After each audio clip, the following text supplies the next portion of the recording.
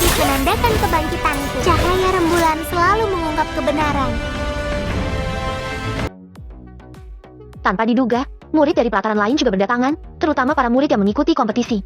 Sehingga halaman tengah pelataran luar benar-benar dipenuhi lautan manusia. Kami izin bergabung, pemimpin. Saidam dan Binta bersama seluruh murid pelataran inti yang berada di belakangnya membungkuk sebagai penghormatan. Belum sempat Wahna menjawab, Boski bersama murid-murid pelataran dalam juga datang. Kami izin bergabung, pemimpin. Boski dan Lamin beserta murid-murid yang berada di belakangnya juga membungkuk sebagai penghormatan. Bukan hanya Wahna yang tertegun, tapi seluruh murid pelataran luar juga terpana dengan begitu banyaknya murid-murid dari pelataran lain yang datang. Apalagi menyebut Wahna sebagai pemimpin serta memberi penghormatan layaknya kepada tetua akademi bahkan lebih. Merasa canggung akan keheningan suasana, Wahna terbatu kering dan berkata dengan malu. Uhuk, ayo gabung bersama. Dan jangan panggil aku pemimpin. Di sini semua sama. Pemimpin. Bukan. Saudaraku, kami belum membagi koin emas dan poin kontribusi yang kita peroleh. Kami menunggumu. Saidam berkata yang sempat salah menyebut panggilan kepada Wahna.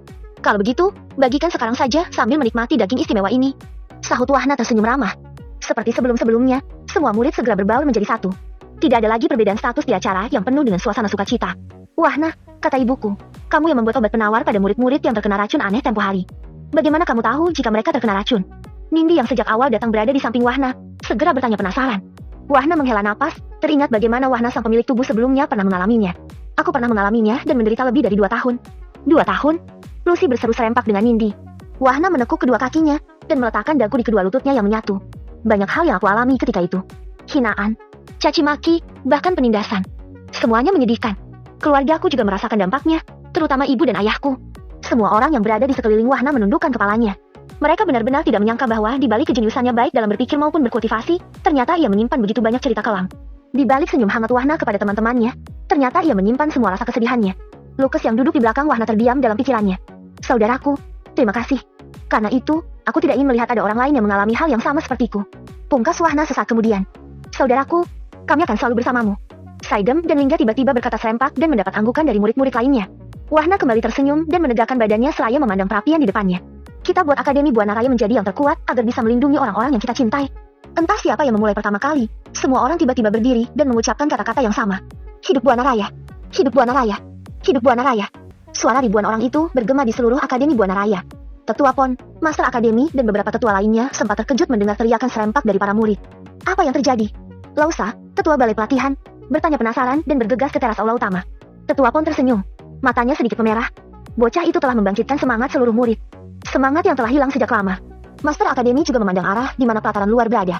Sejak ia menjadi Master Akademi, ini adalah pertama kalinya ia melihat bagaimana para murid merasa bangga dengan akademi yang dipimpinnya. Aku sangat beruntung. Kita semua sangat beruntung mendapatkannya.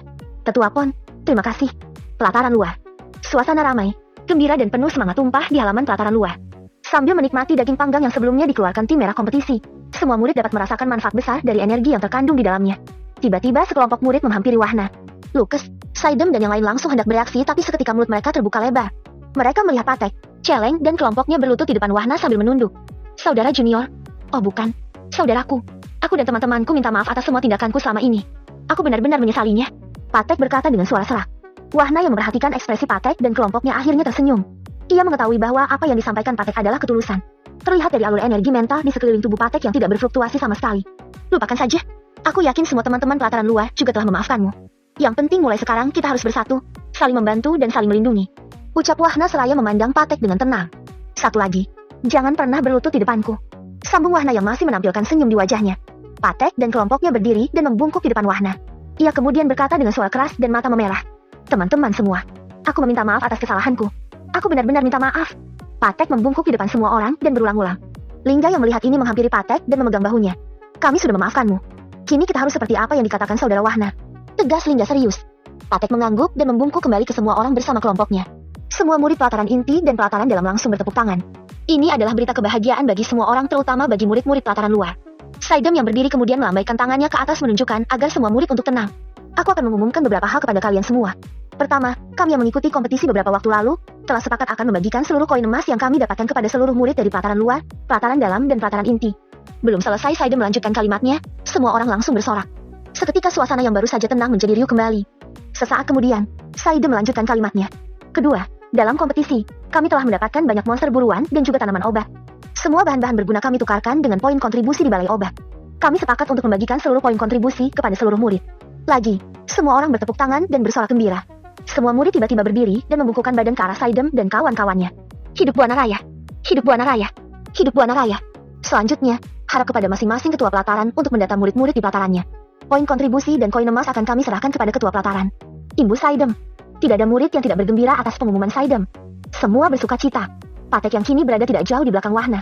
Memandangi punggung Wahna dalam-dalam. Muncul penyesalan yang dalam di hatinya.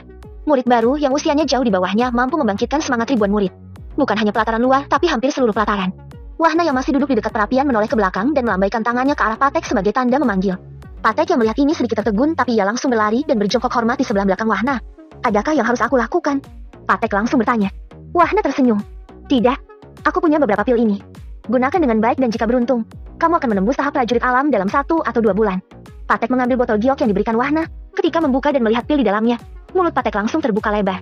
Pasalnya, pil yang diberikan Wahna adalah pil dengan harga yang sangat mahal karena tingkat kesulitan dalam pembuatannya. Saudaraku, terima kasih. Aku sudah lama berada di tahap penyempurnaan roh. Terima kasih, terima kasih. Ucap Patek berulang-ulang sambil menundukkan kepalanya. Wahna mengangguk lalu berkata ramah. Jadilah kuat tapi untuk melindungi orang yang lemah dan tentu saja dalam posisi benar. Aku berjanji. Patek berkata sungguh-sungguh. Keesokan harinya, semua murid tampak lebih bersemangat dalam berlatih. Apalagi setelah mendapatkan koin emas dan poin kontribusi dari murid yang mengikuti kompetisi. Miss D, berapa jumlah murid yang masih berada di tahap transformasi? Tanya Wahna yang baru saja tiba di halaman belakang pelataran. Ada sekitar 300 orang. Sejak bantuanmu, beberapa murid sebelumnya telah naik ke tahap penyempurnaan Ki. Jawab Miss D segera. Wahna mengangguk dan merenung sejenak. Coba kumpulkan teman-teman yang mewakili masing-masing tahap kultivasi. Ada yang perlu aku diskusikan dengan mereka. Baik. Miss D menjawab dan langsung bergegas memanggil 3 orang murid. Setelah sedikit diskusi, diketahui bahwa dari 1000 lebih murid pelataran luar, mayoritas berada di tahap penyempurnaan Ki. Sesuai aturan pelataran, seharusnya mereka sudah dapat mengajukan diri untuk masuk pelataran dalam. Namun, sejak Wahna berada di pelataran luar, tidak satupun murid yang mengajukan diri untuk pindah pelataran. Mendengar bahwa Wahna akan membantu pelatihan bertarung mereka di alam nyata, baik Miss D dan ketiga murid sangat antusias. Pengalaman bertarung di dunia nyata sangat dibutuhkan dalam menstabilkan kultivasi maupun memperkokoh fondasi kultivasi. Apalagi tempat berlatih yang dikatakan Wahna adalah ruang dimensi, yang mana keselamatan para murid dapat terjamin 100%. Semuanya akan mendapatkan pelatihan secara bergiliran. Setiap hari ada 10 orang di tiap tahap. Kecuali teman-teman kita yang berada di tahap penyempurnaan roh yang dapat mengikuti pelatihan setiap hari karena mereka hanya ada 6 orang. Ujar Wahna. Wahna, aku juga ingin berlatih. Suara Lucy tiba-tiba muncul dari belakang Wahna yang diikuti Lingga, Moyo, dan lainnya. Wahna menoleh dan berkata, semua akan mendapatkan pelatihan. Beberapa saat kemudian, setelah mengirim para murid berlatih di ruang dimensi miliknya, Wahna dan murid-murid yang mengikuti kompetisi sebelumnya berkumpul di aula utama akademi. Hari ini kita akan ke istana kerajaan untuk bertemu Paduka Raja. Kalian telah memberi berkontribusi besar terhadap akademi ini. Master Akademi membuka percakapan. Bukankah dalam pengumuman hadiah hanya 10 besar saja yang dapat mengikuti jamuan dari Paduka Raja, Master? Lina bertanya dengan hormat. Master Akademi tersenyum. Paduka ingin bertemu kalian semua. Yang belum kalian ketahui adalah Paduka Raja sebelumnya merupakan murid Akademi Buana Raya juga. Semua orang terkejut mendengar pernyataan Master Akademi. Tentu saja Dayu terkecualikan karena ia adalah putri kerajaan, putri sang Paduka Raja. Master Akademi, Tetua Pon dan kelompok Wahna segera menuju gerbang akademi di mana sudah menunggu para pejabat kerajaan dengan burung lang hitam raksasa. Yang mengejutkan beberapa murid termasuk Wahna. Mereka melihat Bagus. Adik laki-laki Dayu juga telah bersiap bersama para pejabat kerajaan yang tampak sangat hormat kepada Bagus. Kakak Ipa, terima kasih telah menolong nyawaku. Sambut Bagus ketika melihat Wahna sambil membungkuk sedikit. Wahna langsung tersenyum canggung. Jangan memanggilku seperti itu. Takutnya ada yang tidak setuju. Siapa yang tidak setuju? Dayu langsung melotot ke arah Wahna sambil mencubit pinggangnya. Wahna langsung terpana melihat reaksi super cepat dari Dayu. Tentu saja aku setuju. Wahna berkata sambil menggandeng lengan Nindi yang berada di sebelah kirinya. Dayu semakin melotot melihat Wahna dan berteriak sambil berlari menghampiri Wahna. Wahna, satu hari perjalanan. Wahna dan rombongan tiba di pintu gerbang kerajaan Liba. Area istana dikelilingi dinding benteng setinggi 50 meter dengan ketebalan 2 meter hingga terdapat jalan 1 meter di atas dinding benteng. Tiap 200 meter panjang benteng, akan ada pos penjagaan yang mengawasi area di bawahnya. Selamat datang Pangeran. Selamat datang Tuan Putri. Kami melihat jenderal besar. Sekelompok penjaga gerbang istana yang semuanya berada di tahap jenderal alam tingkat tinggi dan beberapa tahap raja alam berlutut dan mengucapkan kalimat yang sama. Tidak ada murid yang terkejut karena mereka telah mengetahui status Bagus dan Dayu sejak awal. Hanya Wahna yang terpana dengan apa yang dilihat dan didengarnya. Ia menoleh ke kanan dan kiri bahkan menoleh ke belakang untuk melihat siapa yang disebut pangeran, siapa yang disebut Tuan Putri dan siapa yang disebut jenderal besar. Tetapi tidak mengetahui siapa yang disapa oleh para penjaga gerbang. Dayu tersenyum licik di dalam hatinya melihat Wahna yang tampak kebingungan. Ia meraih lengan Wahna memeluknya dengan erat dan mengedipkan matanya ke arah Nindi yang berada di sebelah kiri Wahna. Nindi terkikik pelan dan menganggukkan kepalanya mengerti dengan apa yang dimaksud Dayu. Bangkit. Bagus langsung berkata. Lagi, Wahna tertegun melihat bagaimana Bagus melambaikan tangannya memberi perintah kepada para penjaga untuk bangkit dari posisi berlutut. Ia menoleh ke arah Dayu di kanannya, tapi ketika hendak membuka mulutnya, Dayu berkata pelan. Tidak perlu bertanya. Nanti kamu akan tahu dengan sendirinya. Masuk ke dalam pintu gerbang kerajaan, Wahna melihat bangunan indah yang tertata sangat rapi dan terlihat hampir sama antara satu bangunan dengan bangunan yang lainnya. Jalan utama hanya selebar 3 meter, tapi dilapisi batu marmer yang kuat dengan corak putih kecoklatan. Sisi kiri dan kanan jalan dihiasi berbagai bunga warna-warni. Meski tidak seindah dan selangkah taman bunga di ruang dimensi miliknya, tapi kali ini adalah pertama kali bagi Wahna melihat pengaturan dan arsitektur yang sangat mempesona sejak dia tiba di dunia kultivator. Panjang umur keluarga raja. Panjang umur keluarga raja. Panjang umur keluarga raja. Di sepanjang jalan marmer yang Wahna dan kelompoknya lewati, setiap orang yang melihat akan berlutut dan mengucapkan kalimat yang sama dengan kepala menunduk dan kedua tangan ditangkupkan. Wahna tetap diam. Ia mulai menerka-nerka di dalam hatinya tentang siapa Dayu sebenarnya dan siapa Bagus sebenarnya. Tapi masih ada satu yang belum bisa ia tebak, yakni siapa yang disebut jenderal besar. Master Akademi atau Tetua Pon. Wahna mulai teringat dengan token emas keluarga kerajaan yang ia dapatkan dari Tuan Kota. Kedatangan 20 orang pengawal keluarga raja dan terakhir adalah kedatangan 10 orang pengawal keluarga kerajaan pimpinan jenderalmu dari Kursan Jaya. Apa yang terjadi? Pikiran Wahna penuh tanya. Hampir 2 kilometer berjalan kaki di jalan marmer, Wahna melihat sebuah gapura indah dengan benteng yang lebih tinggi dari sebelumnya. Pintu gerbang terbuat dari batu giok berwarna hijau dengan ukiran naga yang saling berhadapan. Sedangkan dinding benteng terbuat dari campuran batu marmer dan logam baja berkualitas tinggi. Keluarga Tigas melihat pangeran dan Tuan Putri. Seorang lelaki tua yang rambutnya sebagian besar telah memutih berlutut di sisi jalan. Bagus hanya menganggukkan kepalanya sebagai tanda menerima salam. Tiba di pintu gerbang giok. Sama seperti di pintu gerbang pertama, semua penjaga gerbang berlutut dan memberi salam. Bahkan para penjaga yang berada di atas benteng bagian depan, semuanya berlutut mengucap salam. Bab ke-134. Ketika Wahna dan rombongan memasuki gerbang istana, lelaki tua yang sebelumnya menyapa sebagai keluarga Tigas telah memperhatikan Wahna sejak pertama kali melihat. Siapa pemuda ini? Kenapa Tuan Putri memeluk lengannya begitu erat? Lelaki tua itu berkata di dalam hatinya. Memasuki area aula istana, tampak menteri dan para pejabat tinggi kerajaan sedang duduk di sisi kiri dan kanan saling berhadapan. Sedangkan di bagian tengah tampak kosong. Hanya ada satu orang yang duduk di ujung bagian tengah tempat kosong itu dengan sebuah singgasana yang mewah berbentuk ukiran naga emas di bagian kursi kiri dan kanannya. Putra Mahkota dan Tuan Putri bersama rombongan Akademi Buana Raya memasuki aula istana. Teriak seorang prajurit ketika Wahna dan rombongan berada di depan pintu aula. Semua menteri, pejabat tinggi dan prajurit kerajaan berlutut. Kami melihat Putra Mahkota dan Tuan Putri. Menjawab dengan anggukan. Bagus dan Dayu maju beberapa langkah dan berlutut di depan Raja Liba yang diikuti Master Akademi, Tetua Pon beserta para murid. Kami menghadap Yang Mulia Paduka Raja. Belum sempat Raja Liba membalas, suara seorang ajudan menteri terdengar sangat keras. Kurang ajar. Berani sekali kamu tidak berlutut di hadapan Paduka Raja. Ya, dari semua orang yang berlutut, memang hanya Wahna yang tidak melakukannya. Ia hanya membungkukkan badannya sebagai penghormatan. Hal ini tentu membuat semua prajurit kerajaan dan para pejabat lainnya marah. Ketika Wahna menoleh ke arah sumber suara, ia melihat seorang pria parubaya telah melompat ke arahnya dengan tangan terkepal siap memukulnya. Wes! Tiba-tiba pria parubaya yang mengenakan pakaian kerajaan lengkap, terbang terbalik ke udara hampir menyentuh langit-langit aula istana yang tinggi. Sesaat kemudian, pria itu jatuh dengan kecepatan yang sangat cepat seolah ada yang membantingnya. Bro! Awi! Suara keras bentrokan antara lantai marmer logam dengan tubuh pria parubaya itu bergema di aula istana. Seteguk darah dimuntahkan dan ia tidak lagi mampu berdiri dengan tegak seperti semula. Semua menteri dan pejabat tinggi kerajaan terperangah melihat kejadian yang begitu tiba-tiba, dan ini adalah pertama kali sejak mereka menjabat sebagai pejabat tinggi kerajaan. Di sisi lain, mereka juga terheran dengan bagaimana Wahna melemparkan ajudan menteri itu hingga terbang ke udara. Padahal, mereka hanya melihat Wahna berdiri diam tanpa melakukan apapun kecuali memandang. Melihat ini, Raja Liba tersenyum di dalam hatinya. Ia langsung mengetahui siapa pemuda di depannya yang tidak berlutut ketika bertemu dengannya. Tetua Pon menggelengkan kepalanya. Jelas ia tahu siapa ajudan menteri yang mencoba menyerang Wahna. Ajudan menteri itu berasal dari Kementerian Kesejahteraan yang dipimpin oleh Mere III sebagai menterinya. Mereka sering bertindak seolah sangat peduli akan kerajaan bahkan terkesan seolah sebagai pelindung raja. Akan tetapi, di balik itu semua, mereka sedang merencanakan niat busuk untuk mengambil tahta. Hanya saja, pihak kerajaan belum bisa membuktikan secara detail tentang rencana mereka. Ketika Jenderal Pon hendak bertindak, suara Raja Liba terdengar. Tidak perlu dipermasalahkan. Kalian belum mengetahui siapa pemuda ini. Dia adalah putra angkatku. Karena tidak tinggal di istana kerajaan, tentu dia belum mengetahui kebiasaan di istana kerajaan Liba. Raja Liba berkata pelan tapi semua orang dapat mendengarnya dengan sangat jelas. Dari suara wibawa sang raja, tersirat jelas ada nada kegembiraan yang tak terlukiskan. Tentu apa yang disampaikan Raja Liba mengejutkan semua orang yang hadir di aula istana. Mereka menatap Wahna dalam-dalam, lalu kembali menatap Raja Liba seolah ingin memastikan siapa sebenarnya pemuda yang berada di tengah aula. Bagus, Dayu, bawa teman-temanmu ke aula belakang. Raja Liba kembali berkata.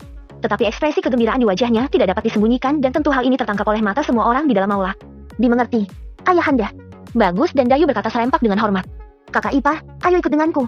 Ajak Bagus Raya menggandeng tangan Wahna. Tentu saja ucapan Bagus dapat didengar oleh semua orang yang berada di aula istana. Para menteri dan pejabat kerjaan kembali terpana. Mereka semakin bingung dengan status Wahna. Namun berbeda dengan Dayu yang pipinya sudah memerah semerah tomat. Ada rasa malu, kesal, sekaligus kegembiraan mendengar ucapan adiknya itu. Jaga mulutmu, bisik Dayu sambil melotot ke arah adiknya. Bagus. Bagus langsung memutar matanya mendengar peringatan kakak perempuannya. Ia tetap menarik tangan Wahna menuju aula belakang bersama murid-murid yang lain. Siapa pemuda itu? Kenapa Putra Mahkota memanggilnya kakak ipar? Apakah Tuan Putri dan pemuda itu? Mere Tigas, Menteri Kesejahteraan Kerajaan Liba berpikir keras di kepalanya. Pertemuan menteri dan pejabat tinggi kerajaan selesai setengah jam kemudian. Di perjalanan kembali, Mere Tigas langsung bertanya kepada ajudannya yang dilemparkan Wahna sebelumnya. Lucap, bagaimana kamu bisa terlempar begitu tinggi dan jatuh begitu keras? Aku sama sekali tidak melihat bocah itu melakukan sesuatu. Tanya Mere Tigas memelankan suaranya. Lucap segera menjawab sambil memegang dadanya yang masih merasakan sakit. Tuan Menteri, aku tidak tahu. Yang aku rasakan adalah ada energi aneh yang sangat kuat menghantam tubuhku. Ketika berada di udara, energi itu kembali menghantamku dengan keras. Aneh. Mere Tigas bergumam pelan.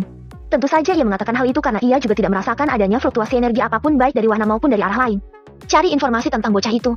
Aku merasa bocah itu tidak sesederhana kelihatannya. Perintah Mere Tigas kepada ajudannya. Lucap. Dimengerti, Menteri. Jawab Lucap dan langsung berbelok arah. Oh no. Di aula belakang istana. Aula belakang istana tidak tampak seperti aula pada umumnya. Ruang aula cenderung terbuka dengan sekelilingnya terdapat taman bunga dan kolam ikan hias. Di tengah aula, terdapat meja panjang yang di atasnya telah tersedia berbagai hidangan mewah. Wahna dan teman-temannya hanya berdiri di sisi kolam sambil memandangi ikan hias yang berenang ke sana kemari yang kadang sesekali melompat. Seolah menyapa para pengunjung yang melihatnya.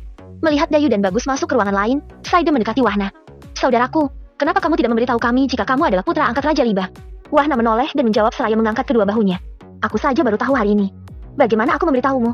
Saidem dan yang lainnya langsung tercengang mendengar jawaban Wahna yang singkat sekaligus membuat otak mereka berputar. Mereka jelas-jelas mendengar bagaimana Raja Liba menyebut bahwa Wahna adalah putra angkatnya, tapi Wahna baru mendengarnya hari ini. Apa maksudnya? Itulah pertanyaan di benak setiap murid saat ini. Kenapa kamu membuatku semakin bingung? Nindi yang berada di sebelah Wahna berkata sedikit cemberut. Wahna menjawab singkat. Aku sendiri bingung.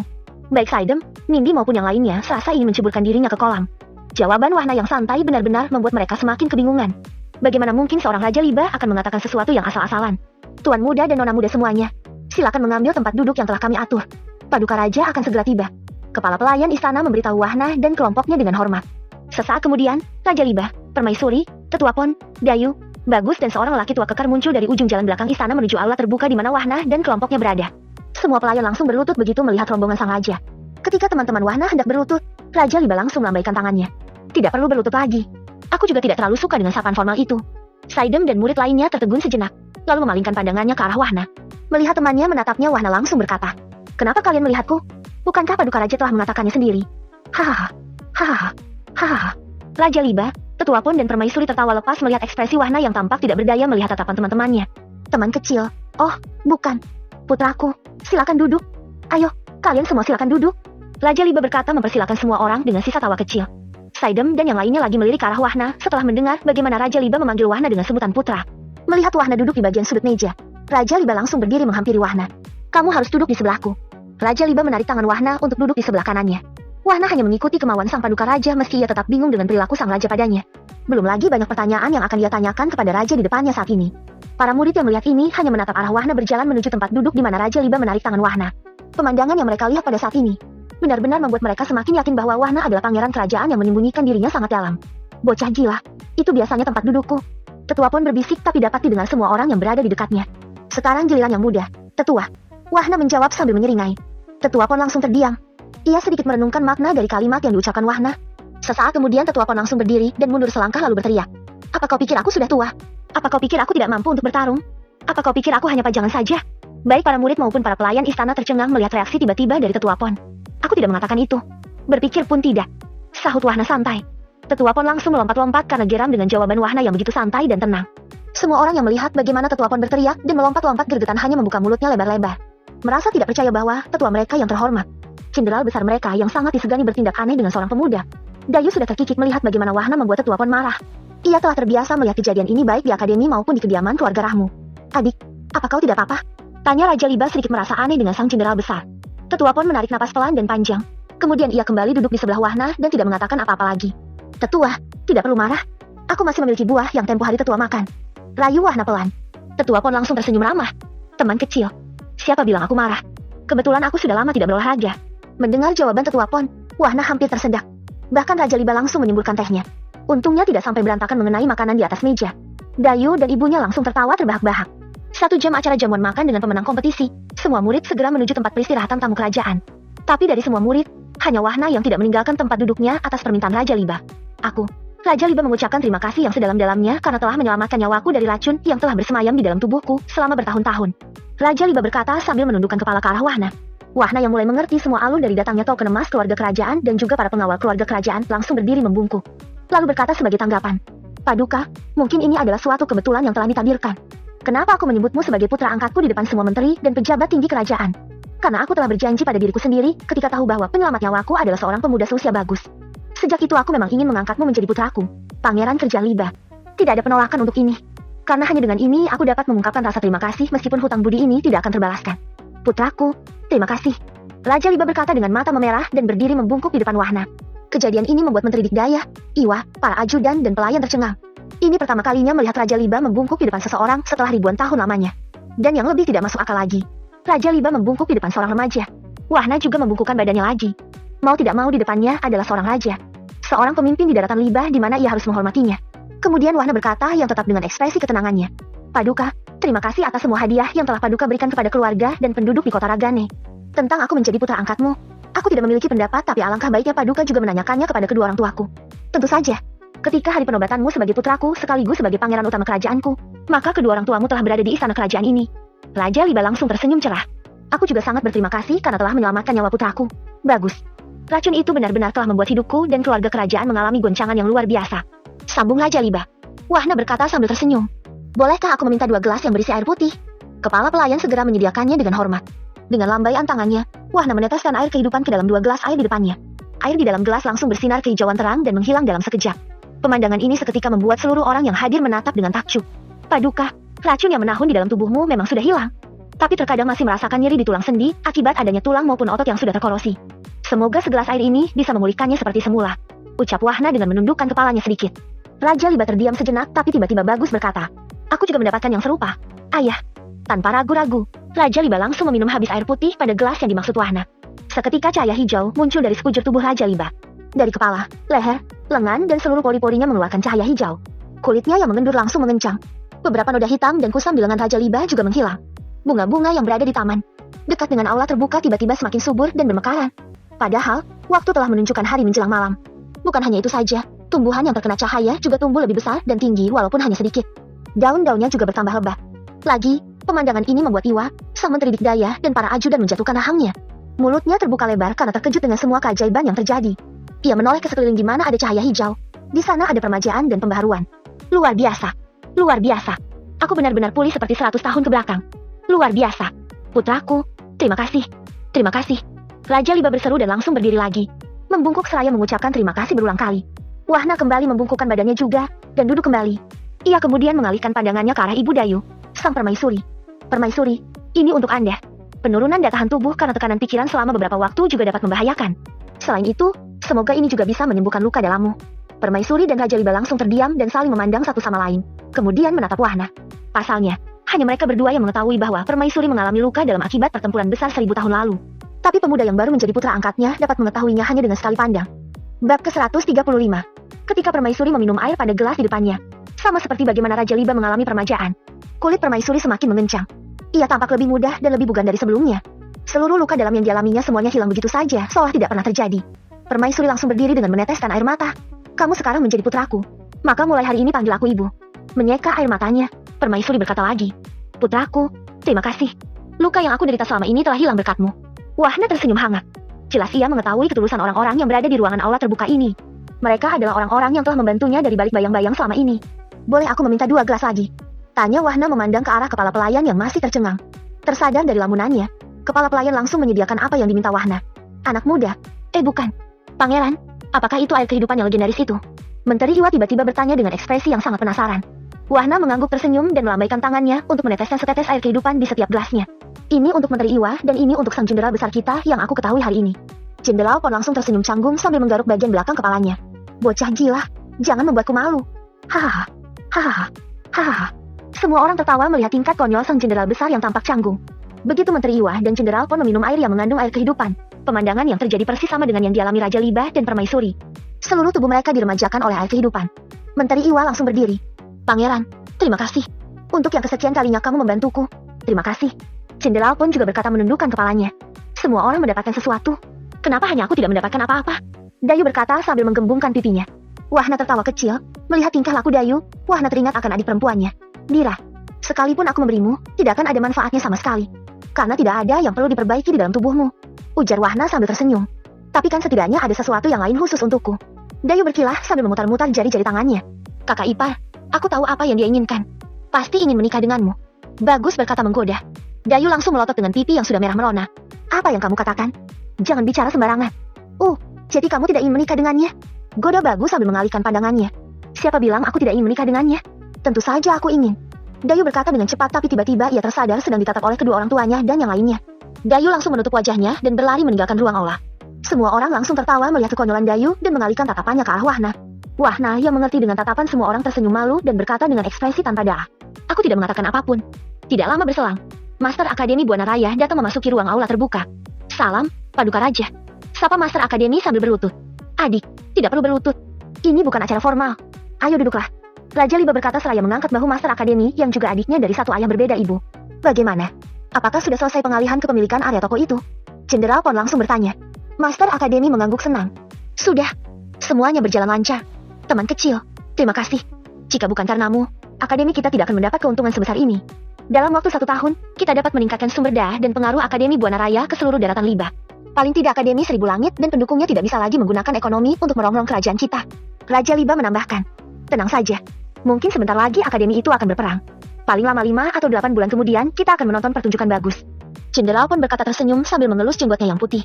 Menteri Iwa langsung bertanya penasaran. Maksud Jenderal? Jenderal Pon kemudian menceritakan bagaimana Wahna membantai para kawanan bandit di setiap wilayah. Meskipun tidak semuanya, tapi telah memotong mata rantai sumber daya mereka selama beberapa tahun.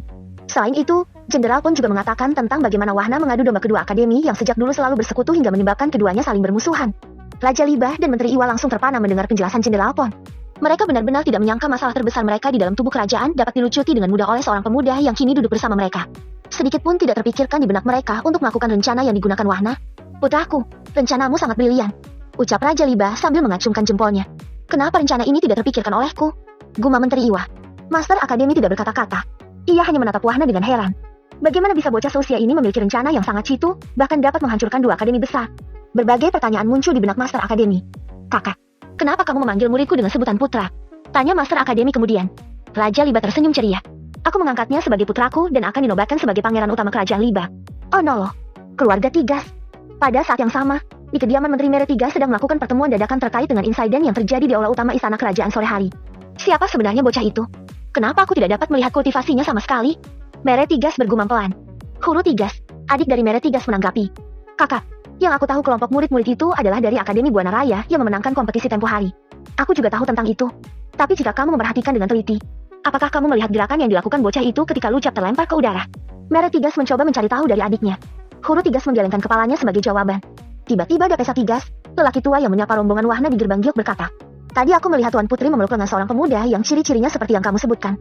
Mere Tigas menoleh ke arah kakak tertuanya itu dan mengerutkan kening. Aku juga sempat mendengar putra mahkota memanggil pemuda itu dengan sebutan kakak ipar. Yang lebih mengejutkan lagi, Paduka Raja menyatakan bahwa bocah itu adalah putra angkatnya yang tidak tinggal di istana kerajaan selama ini. Lalu di mana dia berada selama ini? Kakak, kenapa kondisi putra mahkota terlihat baik-baik saja? Bahkan tampak lebih sehat. Hara Tigas mengalihkan topik pembicaraan. Mere Tigas menoleh. Itulah yang ingin aku tanyakan padamu. Apakah kamu sudah melakukan apa yang kita rencanakan? Tentu saja sudah. Apa efek dari racun perusak itu memang lambat? Hara Tigas menjawab meyakinkan sekaligus bertanya. Ada yang lambat dan ada juga yang cepat. Ingat, kali ini jangan sampai gagal. Istriku mengatakan racun itu sangat sulit didapat dan harganya sangat tinggi. Mere Tigas berkata dengan serius. Oh no, malam telah berganti. Matahari mulai menampakkan wujudnya perlahan dengan sinar keemasan. Tampak 100 orang pengawal elit keluarga kerajaan sedang berbaris di alun-alun istana dan kemudian melangkah keluar gerbang istana menuju suatu tempat setelah mendapat pengarahan dari Menteri Dikdaya, Iwa.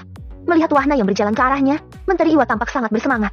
Pasalnya, tadi malam Wahna membagi sedikit pengetahuan tentang taktik perang jarak dekat yang melawan banyak musuh. Berdasarkan penjelasan strategi yang disampaikan Wahna, Menteri Iwa sangat terkagum-kagum dengan bagaimana Wahna menyusun taktik perangnya. Pangeran, aku akan mulai menyusun jadwal pelatihan pengenalan formasi array seperti yang Pangeran sampaikan selama 1 bulan penuh. Kerajaan kita memiliki 30 orang ahli formasi array. 10 orang ahli tingkat ketiga, 10 orang ahli lagi tingkat keempat, dan 10 orang sisanya tingkat kelima. Sapa Menteri Iwa dan langsung menyampaikan perencanaannya. Wahna tersenyum melihat Menteri Iwa yang sangat bersemangat. Ada berapa jumlah prajurit kita dalam kategori setia? Menteri Iwa tertegun sejenak mendengar pertanyaan unik dari Wahna. Lalu ia menjawab. Jumlah keseluruhan ada 10 juta prajurit kerajaan. Salah satu di antaranya adalah pengawal keluarga kerajaan yang berjumlah 1.500.000 orang. Kesetiaan mereka tidak perlu dipertanyakan lagi. Kultivasi mereka minimal tahap raja alam ke atas. Kemudian ada 1 juta prajurit pengawal keluarga kerajaan yang berada di tahap prajurit alam dan jenderal alam. Kesetiaan mereka juga sama. Sangat setia. Sisanya adalah pasukan tempur dan juga pengawal pejabat kerajaan termasuk menteri. Kultivasinya bervariasi, tapi minimal berada di tahap prajurit alam, dan yang tertinggi juga tahap raja alam. Wahna diam sejenak sambil mengelus dagunya. Artinya orang yang benar-benar setia berjumlah 2.500.000 orang. Sedangkan sisanya masih dipertanyakan. Benar, Pangeran. Jawab Menteri Iwa dengan hormat. Wahna termenung seraya memandangi beberapa prajurit yang terlihat berpatroli baik di bagian dalam maupun di atas benteng istana. Aku punya usul. Tapi Menteri Iwa jangan langsung menerimanya. Silakan cari titik lemah dari usulku agar kita mendapatkan hasil yang terbaik. Menteri Iwa terpana dengan ucapan Wahna. Baru kali ini ia mendengar sebuah usulan yang harus dicari titik lemahnya. Biasanya, jika seorang pangeran apalagi raja mengusulkan sesuatu pasti tidak ada pertanyaan tapi langsung dilaksanakan. Tapi dengan Wahna sangat berbeda sama sekali dan alasan yang disampaikan benar-benar masuk akal. Ini membuat Menteri Iwa semakin mengagumi cara berpikir Wahna. Dengan senang hati, Pangeran, sahut Menteri Iwa. Wahna kemudian menyampaikan rencananya. Dari 30 orang ahli formasi array yang kita miliki, setiap orang melatih 10 orang prajurit yang berada di tahap raja alam selama 2 atau 3 minggu. Karena ini hanya pengenalan untuk mengetahui dan mendeteksi adanya formasi array, tentunya lebih mudah daripada mempelajari cara membuat formasi array. Nah, dari 10 orang yang berlatih, maka pelatih akan mengetahui siapa yang paling berbakat yang setidaknya dapat menemukan 3 orang. Artinya kita akan memiliki 90 orang calon ahli formasi array yang akan dilatih oleh ahli tingkat kelima dalam waktu tertentu. Wahna berhenti sejenak kemudian melanjutkan. 7 orang yang tersisa dari setiap tim pelatihan akan mengubah metode pelatihan ke teknik penyembunyian aura, serangan diam-diam, dan teknik pernafasan. Artinya kita akan memiliki ahli rahasia sebanyak 210 orang yang akan berlatih dalam waktu 1 atau 2 bulan. Lalu bagaimana setelah 1 atau 2 bulan pelatihan mereka? Menteri Iwa bertanya serius. Wahna menjawab. Nah, di waktu inilah kita akan mulai melatih tim perang. Wahna kemudian menjelaskan panjang lebar tentang pelatihan tim yang saling terkait satu sama lain. Mendengar penjelasan gamblang dari Wahna, Menteri Iwa ternganga. Tidak sedikit pun di dalam benaknya untuk memiliki rencana sederhana tapi mematikan seperti yang disampaikan Wahna. Apalagi bukti atas strategi yang Wahna gunakan sudah pernah ia lihat sendiri. Pangeran, terima kasih. Aku akan segera menyusun perencanaan pelatihan dengan ajudanku. Pungkas Menteri Iwa dengan wajah yang berseri. Melihat teman-temannya asyik berlatih di beberapa tempat pelatihan, Wahna menuju aula belakang istana dan melihat Tetua Pon sedang duduk bersama Raja Libah dan Master Akademi. Salam Paduka, Tetua dan Master. Wahna membungkuk hormat. Hei, jangan lagi panggil aku Paduka. Kamu harus memanggilku Ayah. Protes Raja Libah tapi tersenyum bahagia. Teman kecil, mengapa tidak ikut berlatih bersama murid-murid yang lain? Master Akademi bertanya penasaran. Tetua Pon langsung menoleh ke arah Master Akademi. Bagaimana dia ingin berlatih? Kultivasinya sudah berada di tahap Raja Alam. Oh, Raja Alam. Apa? Raja Alam. Bagaimana kamu bisa meningkat secepat itu? Aku belum pernah melihatmu berada di tahap Jenderal Alam, tapi sekarang tiba-tiba berada di Raja Alam. Master Akademi bertanya cepat dengan mata yang sudah melotot tidak percaya. Sedangkan Raja Libah yang sedang santai menyesap teh langsung menyemburkan tehnya ketika mendengar Tetua Pon menyebut tahap kultivasi Wahna. Terakhir kali ia mengetahui kultivasi Wahna dari putrinya bahwa Wahna berada di penyempurnaan Ki beberapa bulan lalu tapi belum ada 1 tahun Wahna telah berada di tahap Raja Alam. Jelas ini mengejutkan sekaligus mengerikan. Kakak, Master, tidak perlu heran. Bocah gila ini tidak normal. Tetua Pon berkata acuh tak acuh. Wahna tertawa mendengar ucapan Tetua Pon. Ia lantas mendekati Tetua Pon dan duduk di sebelahnya.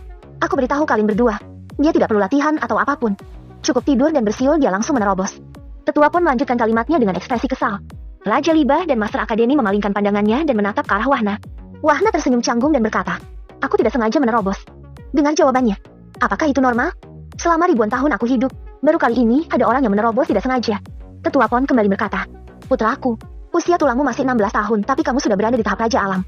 Kenapa aku tidak bisa melihat kultivasimu? Raja Libah berkata dan bertanya keheranan. Dia memiliki teknik yang dapat menyembunyikan tingkat kultivasi. Semakin tinggi tekniknya semakin sulit melihat kultivasinya. Tetua Pon yang menjawab pertanyaan Raja Libah. Lagi, Raja Libah menatap Wahna dengan takjub. Sepengetahuannya, teknik itu sudah hilang sejak jutaan tahun yang lalu karena sangat sulit dipelajari. Sedangkan penyembunyian alami paling tidak seorang kultivator harus berada di tahap Kaisar Alam. Itu pun hanya 3 tingkat paling banyak yang bisa disembunyikan.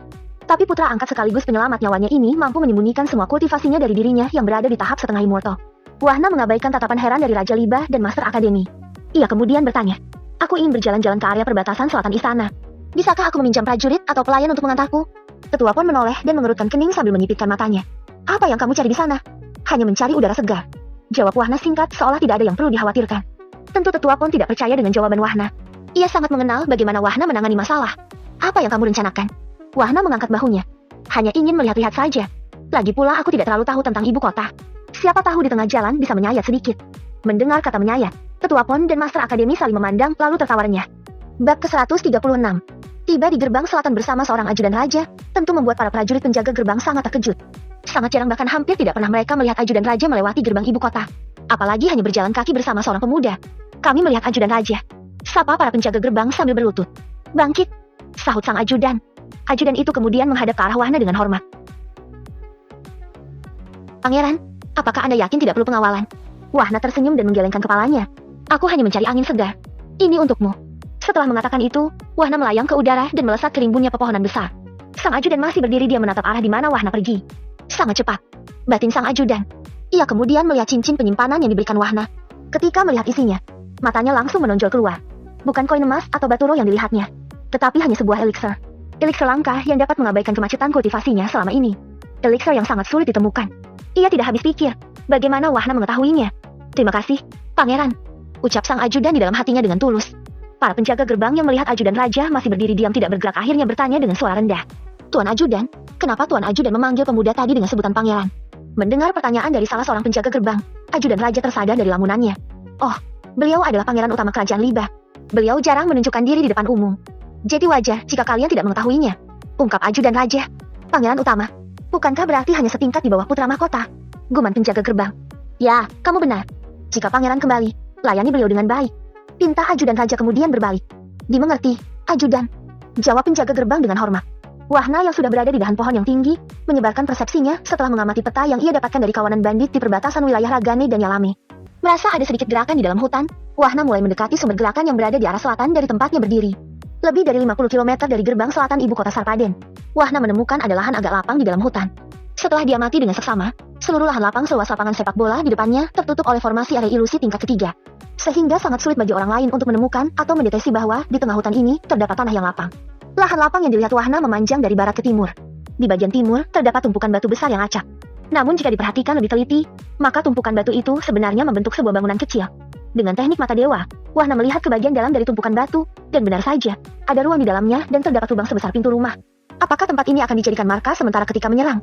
Wahna berspekulasi di benaknya. Yang membuat Wahna sedikit heran adalah tidak ada binatang buas atau monster yang mendekati tanah lapang di depannya. Ia juga tidak mendeteksi adanya formasi array atau apapun yang menyebabkan hal itu terjadi. Tapi sesaat kemudian ia merasakan adanya aura iblis yang sangat tipis dari arah di mana tumpukan batu berada. Wahna menduga aura iblis ini yang menyebabkan binatang buas dan monster menjauh.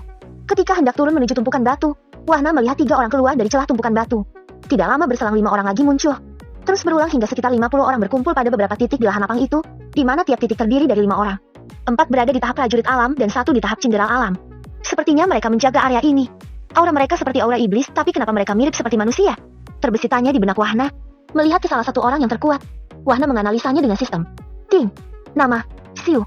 Ras, iblis hijau. Kultivasi, jenderal alam tingkat 9. Umur, 3.500 tahun. Kemampuan khusus, bernyanyi. Melihat layar panel sistem di benaknya, Wahna hampir tersedak membaca hasil analisa sistem. Ia mengalihkan pandangan ke arah iblis yang bernama Siu. Melihat betapa menyeramkannya wajah Siu dan betapa kekal tubuhnya, Wahna hampir saja tertawa. Sangat tidak sinkron antara kemampuan khusus dengan tampang Siu. Sistem, kenapa para iblis ini memiliki bentuk seperti manusia? Tanya Wahna di benaknya. Ding, iblis akan memiliki kemampuan merubah wujud menjadi manusia setelah berumur 1000 tahun kultivasi. Dan di usia 2000 tahun kultivasi, maka iblis dapat menyamarkan aura iblis yang terpancar dari tubuhnya. Ding, ketika kultivasi iblis berumur lebih dari 10.000 tahun, maka iblis dapat memanipulasi auranya 100% seperti manusia. Namun, ketika iblis mendapat serangan jiwa, maka seluruh kemampuannya akan tertunda yang artinya akan kembali pada wujud semula selama 30 hari. Ding, syarat dan ketentuan berlaku untuk memanipulasi aura iblis 100% dan sewaktu-waktu ketentuan tidak berubah. Wahna terpana dengan penjelasan terakhir sistem. Mirip provider kartu seluler. Kemampuannya mirip topeng siluman. Apakah topeng siluman terinspirasi dari kemampuan alami iblis? Tanya Wahna kemudian. Ding, benar tuan. Tujuan dibuatnya topeng siluman adalah untuk dapat membasmi iblis.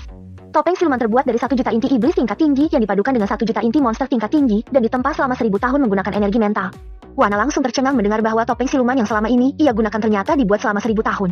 Dan yang lebih mengejutkannya, selama 1000 tahun menggunakan energi mental.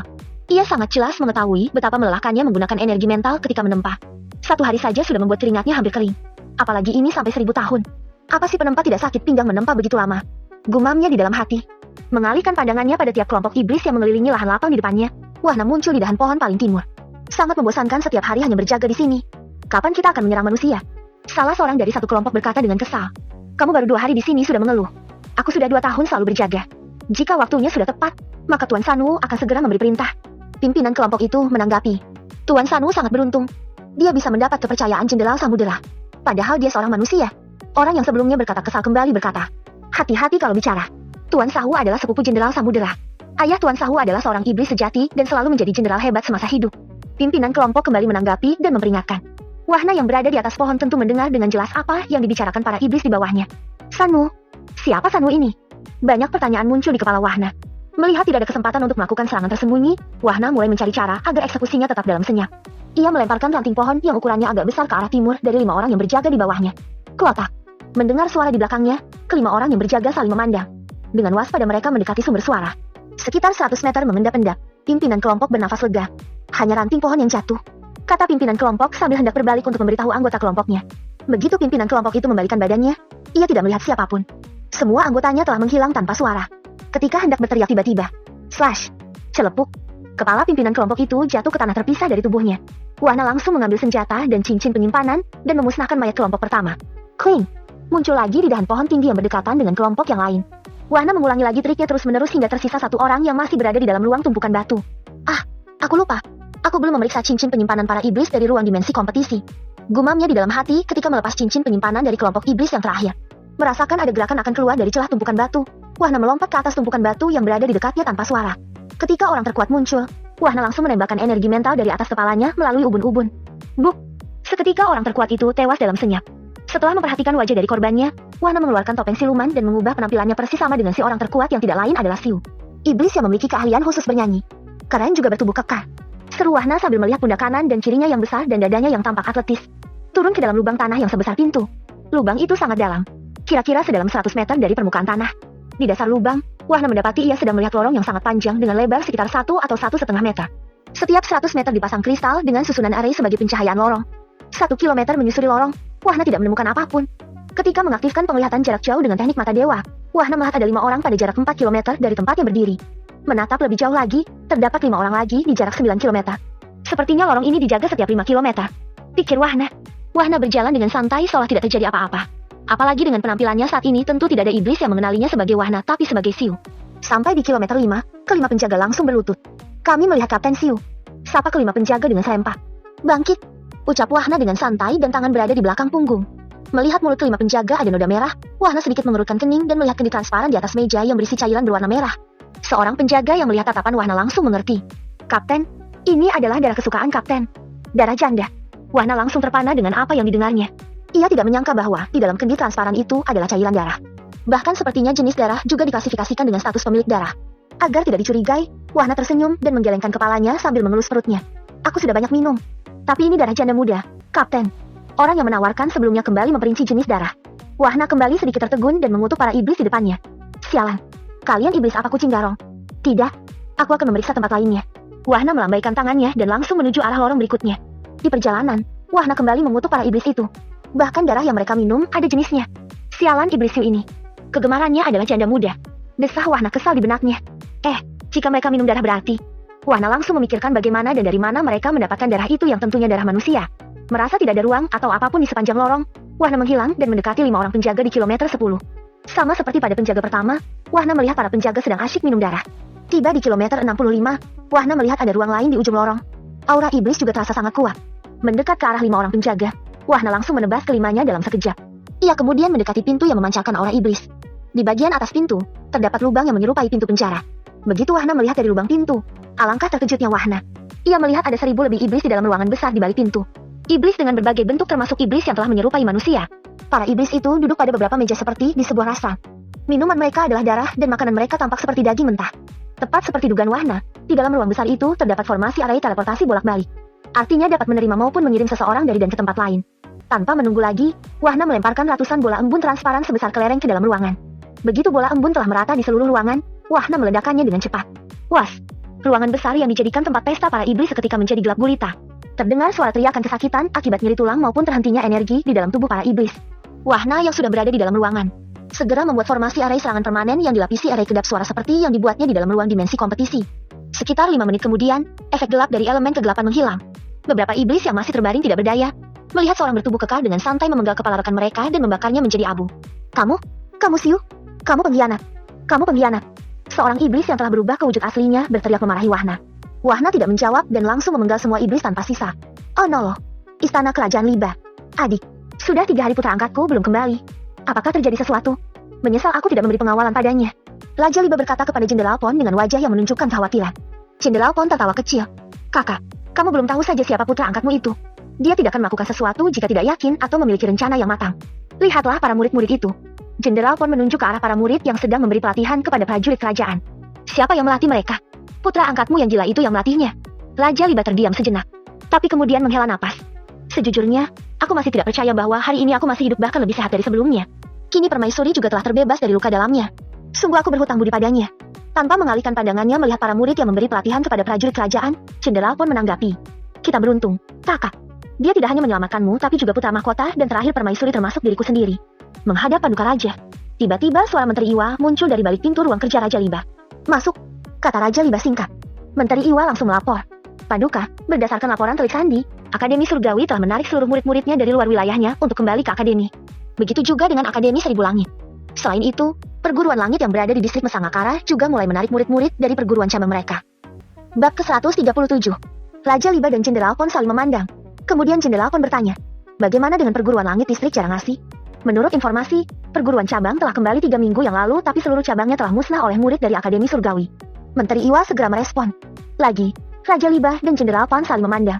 Tapi sesaat kemudian Jenderal Pon tertawa terbahak-bahak hingga mengeluarkan air mata. Bocah gila itu benar-benar gila. Aku yakin dia yang melakukannya. Hahaha. Hahaha. Sementara sang jenderal besar tertawa, Raja Liba dan Menteri Iwa terdiam dalam keadaan bingung. Mereka masih belum mengerti apa dan siapa yang dimaksud Jenderal Pon. Tapi beberapa saat kemudian Raja Liba juga tertawa terbahak-bahak. Hahaha. Hahaha. Jangan katakan ini ulah putra angkatku. Hahaha. Hahaha. Maksud jenderal, ini karena pangeran? Menteri Iwa bertanya dengan polosnya. Jenderal Pon kemudian berkata sambil menyeka air matanya akibat tertawa. Aku dan bocah itu pernah berdiskusi tentang kedua akademi itu. Lalu apa kalian tahu rencananya? Dia berkata, kita sayat mereka pelan-pelan dan buat mereka miskin. Nah, beberapa hari lalu ketika aku berada di kota Ragane, dia memberitahuku bahwa kedua akademi kemungkinan besar akan berperang. Awalnya aku tidak percaya karena tidak ada alasan yang masuk akal agar kedua sekutu kakak beradik itu berperang. Tapi sekarang, hahaha, hahaha, bocah itu benar-benar gila. Raja Liba tersenyum cerah. Beban berat yang selama ini mengukir di kepalanya serasa dilepaskan begitu saja oleh putra yang baru saja dimilikinya. Kedua akademi itu sudah sejak lama mulai merongrong kerajaannya dengan berbagai cara. Tapi ia tidak pernah menyangka hari ini akan terjadi. Jelas berita ini adalah keuntungan besar bagi kerajaannya. Jenderal, apakah itu berarti cabang-cabang perguruan langit yang musnah dilakukan oleh pangeran? Bagaimana pangeran melakukannya? Jumlah murid di setiap cabang setidaknya 1000 orang. Apakah mungkin pangeran membantai mereka sendirian? Menteri Iwa bertanya dengan penasaran. Sangat sulit baginya untuk percaya begitu saja dengan apa yang didengarnya dari sang jenderal besar. Jenderal Pon menjawab dengan santai. Pangeranmu itu tidak normal. Jika kau tanya padaku bagaimana dia melakukannya, maka aku harus bertanya pada siapa? Tidak normal? Menteri Iwa bergumam pelan. Raja Liba tersenyum. Menteri Iwa, apakah kamu dapat melihat kultivasinya? Pasti tidak. Putraku itu sudah berada di tahap Raja Alam. Apa? Raja Alam? Semudah itu sudah berada di tahap Raja Alam. Mata Menteri Iwa langsung melotot tidak percaya, tapi jelas tidak mungkin sang raja akan mengatakan hal ini sebagai lelucon semata. Benar-benar tidak normal. Menteri Iwa kembali bergumam. Nah, kamu tahu kan arti tidak normal yang aku maksud? Hahaha. Hahaha. Kita akan menonton pertunjukan bagus dalam beberapa bulan ke depan. Jenderal Pon berkata sambil tertawa lagi. Oh no loh. Wahna yang masih berada di terowongan bawah tanah terus menyusuri lorong sepanjang ratusan kilometer. Setiap 100 hingga 200 kilometer, ia menemukan ruang besar seperti sebelumnya yang dipenuhi dengan para iblis dan formasi array teleportasi. Tentu saja Wahna membantai mereka semua. Tiba di ujung lorong, Wahna mendapati lorong di depannya terbagi menjadi 2 arah. Menoleh ke kanan, ia melihat lorong masih panjang. Kemudian ia mengalihkan pandangannya ke kiri. Wahna melihat lorong hanya sampai 100 meter dan terdapat pintu di ujung lorong sebelah kiri itu. Baru berjalan sekitar 25 meter, ada pintu di dinding lorong, tepatnya di sisi kiri Wahna. Ketika Wahna melihat dari lubang pintu, tampak sekitar 20 orang gadis meringkuk ketakutan di dalamnya. Ruangan itu gelap dan hanya seukuran 4 kali 5 meter. Gadis? Jangan-jangan darah yang diminum para iblis itu berasal dari gadis yang mereka tangkap ini. Siapa yang menangkap? Pikiran Wahna mulai berkeliaran penuh pertanyaan. Ia kemudian melangkah ke pintu paling ujung dan menunda menyelamatkan para gadis di ruang gelap. Mata Wahna langsung membelalak ketika melihat apa yang ada di balik pintu. Ia melihat tumpukan mayat wanita dan anak-anak berbagai usia di dalamnya. Kling! Wahna muncul di dalam ruangan yang berada di balik pintu ujung lorong. Matanya memerah karena marah. Tanpa sadar air matanya mengalir. Ia melihat 2 orang wanita dan 3 orang anak sedang digantung di sebuah batang kayu dengan posisi terbalik, di mana leher mereka telah digorok. Terdapat kendi besar transparan di bawah masing-masing mayat yang digantung. Jelas untuk menampung darah mereka. Kapten, kami sudah mendapatkan darah anak 5 tahun. Ini sangat bagus untuk kekuatan kita. 3 iblis merah menghampiri Wahna dengan raut wajah gembira. Namun ketika melihat mata Wahna merah dan mengalirkan air mata, ketiga iblis merah hendak melangkah mundur. Slash, slash, slash. Celepuk, celepuk, celepuk. 3 kepala iblis merah jatuh dan terlepas dari tubuhnya. Wahna tidak bisa berkata-kata melihat kondisi mayat wanita dan anak-anak yang ada di ruangan itu. Serasa ada rasa sakit yang teramat sangat di dadanya. Lehernya merasa tercekik dan ginjalnya memanas karena begitu marahnya. Wahna mengambil seluruh mayat yang ada di ruangan itu, termasuk 5 mayat yang masih tergantung. Air matanya semakin deras ketika ia menurunkan mayat bocah perempuan dan laki-laki di depannya, di mana salah satunya sangat mirip dengan Winnie yang berada di Mansion Harapan. Ketika hendak meninggalkan ruangan, Wahna menoleh ke arah kendi-kendi kecil transparan yang telah terisi darah. Berpikir sejenak sambil menenangkan hatinya. Ia kemudian meneteskan air telaga yang mengandung racun jiwa ke setiap kendi. Wahna juga meninggalkan sedikit energi mental pada setiap kendi dengan harapan dapat melacak keberadaan pulau iblis yang sulit ditemukan. Kling! Wahna muncul di dalam ruangan sempit dan gelap, di mana 20 orang gadis meringkuk ketakutan. Tuan, jangan bunuh kami. Aku mohon, Tuan. Belas kasihanilah kami. Beberapa gadis yang melihat ada bayangan seseorang langsung bersujud memohon sambil menangis. Aku akan menyelamatkan kalian. Sekarang masuk ke dalam cahaya ini. Ucap Wahna yang telah membuka topeng siluman dan memanggil cermin dimensi miliknya. Dengan sedikit ragu-ragu, ke-20 orang gadis itu masuk ke dalam cahaya putih dan diikuti Wahna di belakangnya. Mereka langsung ternganga begitu melihat pemandangan di depan mata mereka. Taman bunga yang indah dengan berbagai hewan kecil lucu tampak bermain dengan penuh kedamaian. Sementara kalian tinggal di sini. Tidak ada binatang buas atau monster di sini. Kalian bisa tidur di salah satu tempat ini. Wahna berkata dengan tersenyum meskipun air matanya belum mengering. 20 orang gadis yang tampak kusut itu membalikan badannya dan melihat seorang pemuda berpakaian putih tersenyum kepada mereka. Ketika mereka hendak berlutut, Wahna berkata, "Tunggu aku kembali." Wahna menghilang dari tempatnya. 20 gadis berdiri diam di tempatnya sesaat. Tapi kemudian mereka berlutut sambil menangis. "Terima kasih, Tuan Muda. Terima kasih, Tuan Muda." Itulah kalimat yang mereka ucapkan berulang-ulang. Wahna muncul kembali di dalam ruang gelap sebelumnya. Menyeka air matanya dan menarik napas panjang sambil mengucap di dalam hati. "Wahna, tenangkan dirimu. Kendalikan dirimu. Ting, poin pengalaman telah memenuhi syarat untuk menerobos ke tingkat selanjutnya. Silakan tekan tanda tambah untuk melanjutkan proses." Mengabaikan notifikasi sistem di benaknya, Wahna segera menghilang dari tempatnya. Kling!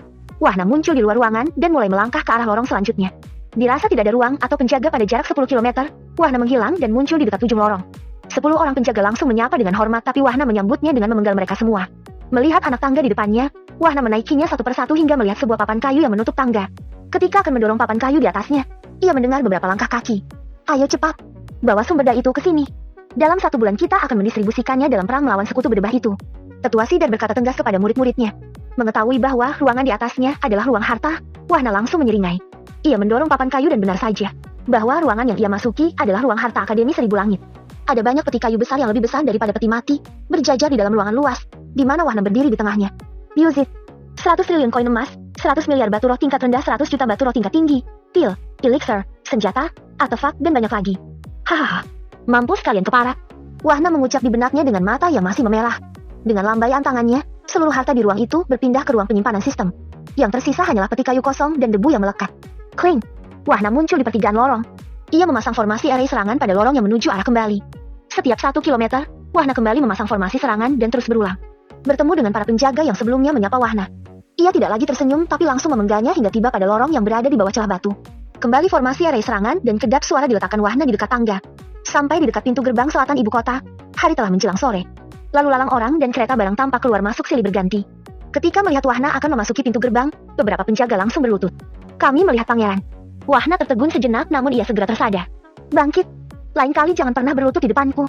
Mengerti?" "Dimengerti, pangeran." Semua penjaga berkata serempak. Pemandangan ini tentu mengejutkan semua orang yang sedang lewat. Mereka bertanya-tanya tentang siapa pemuda berbaju putih yang dipanggil pangeran oleh para penjaga.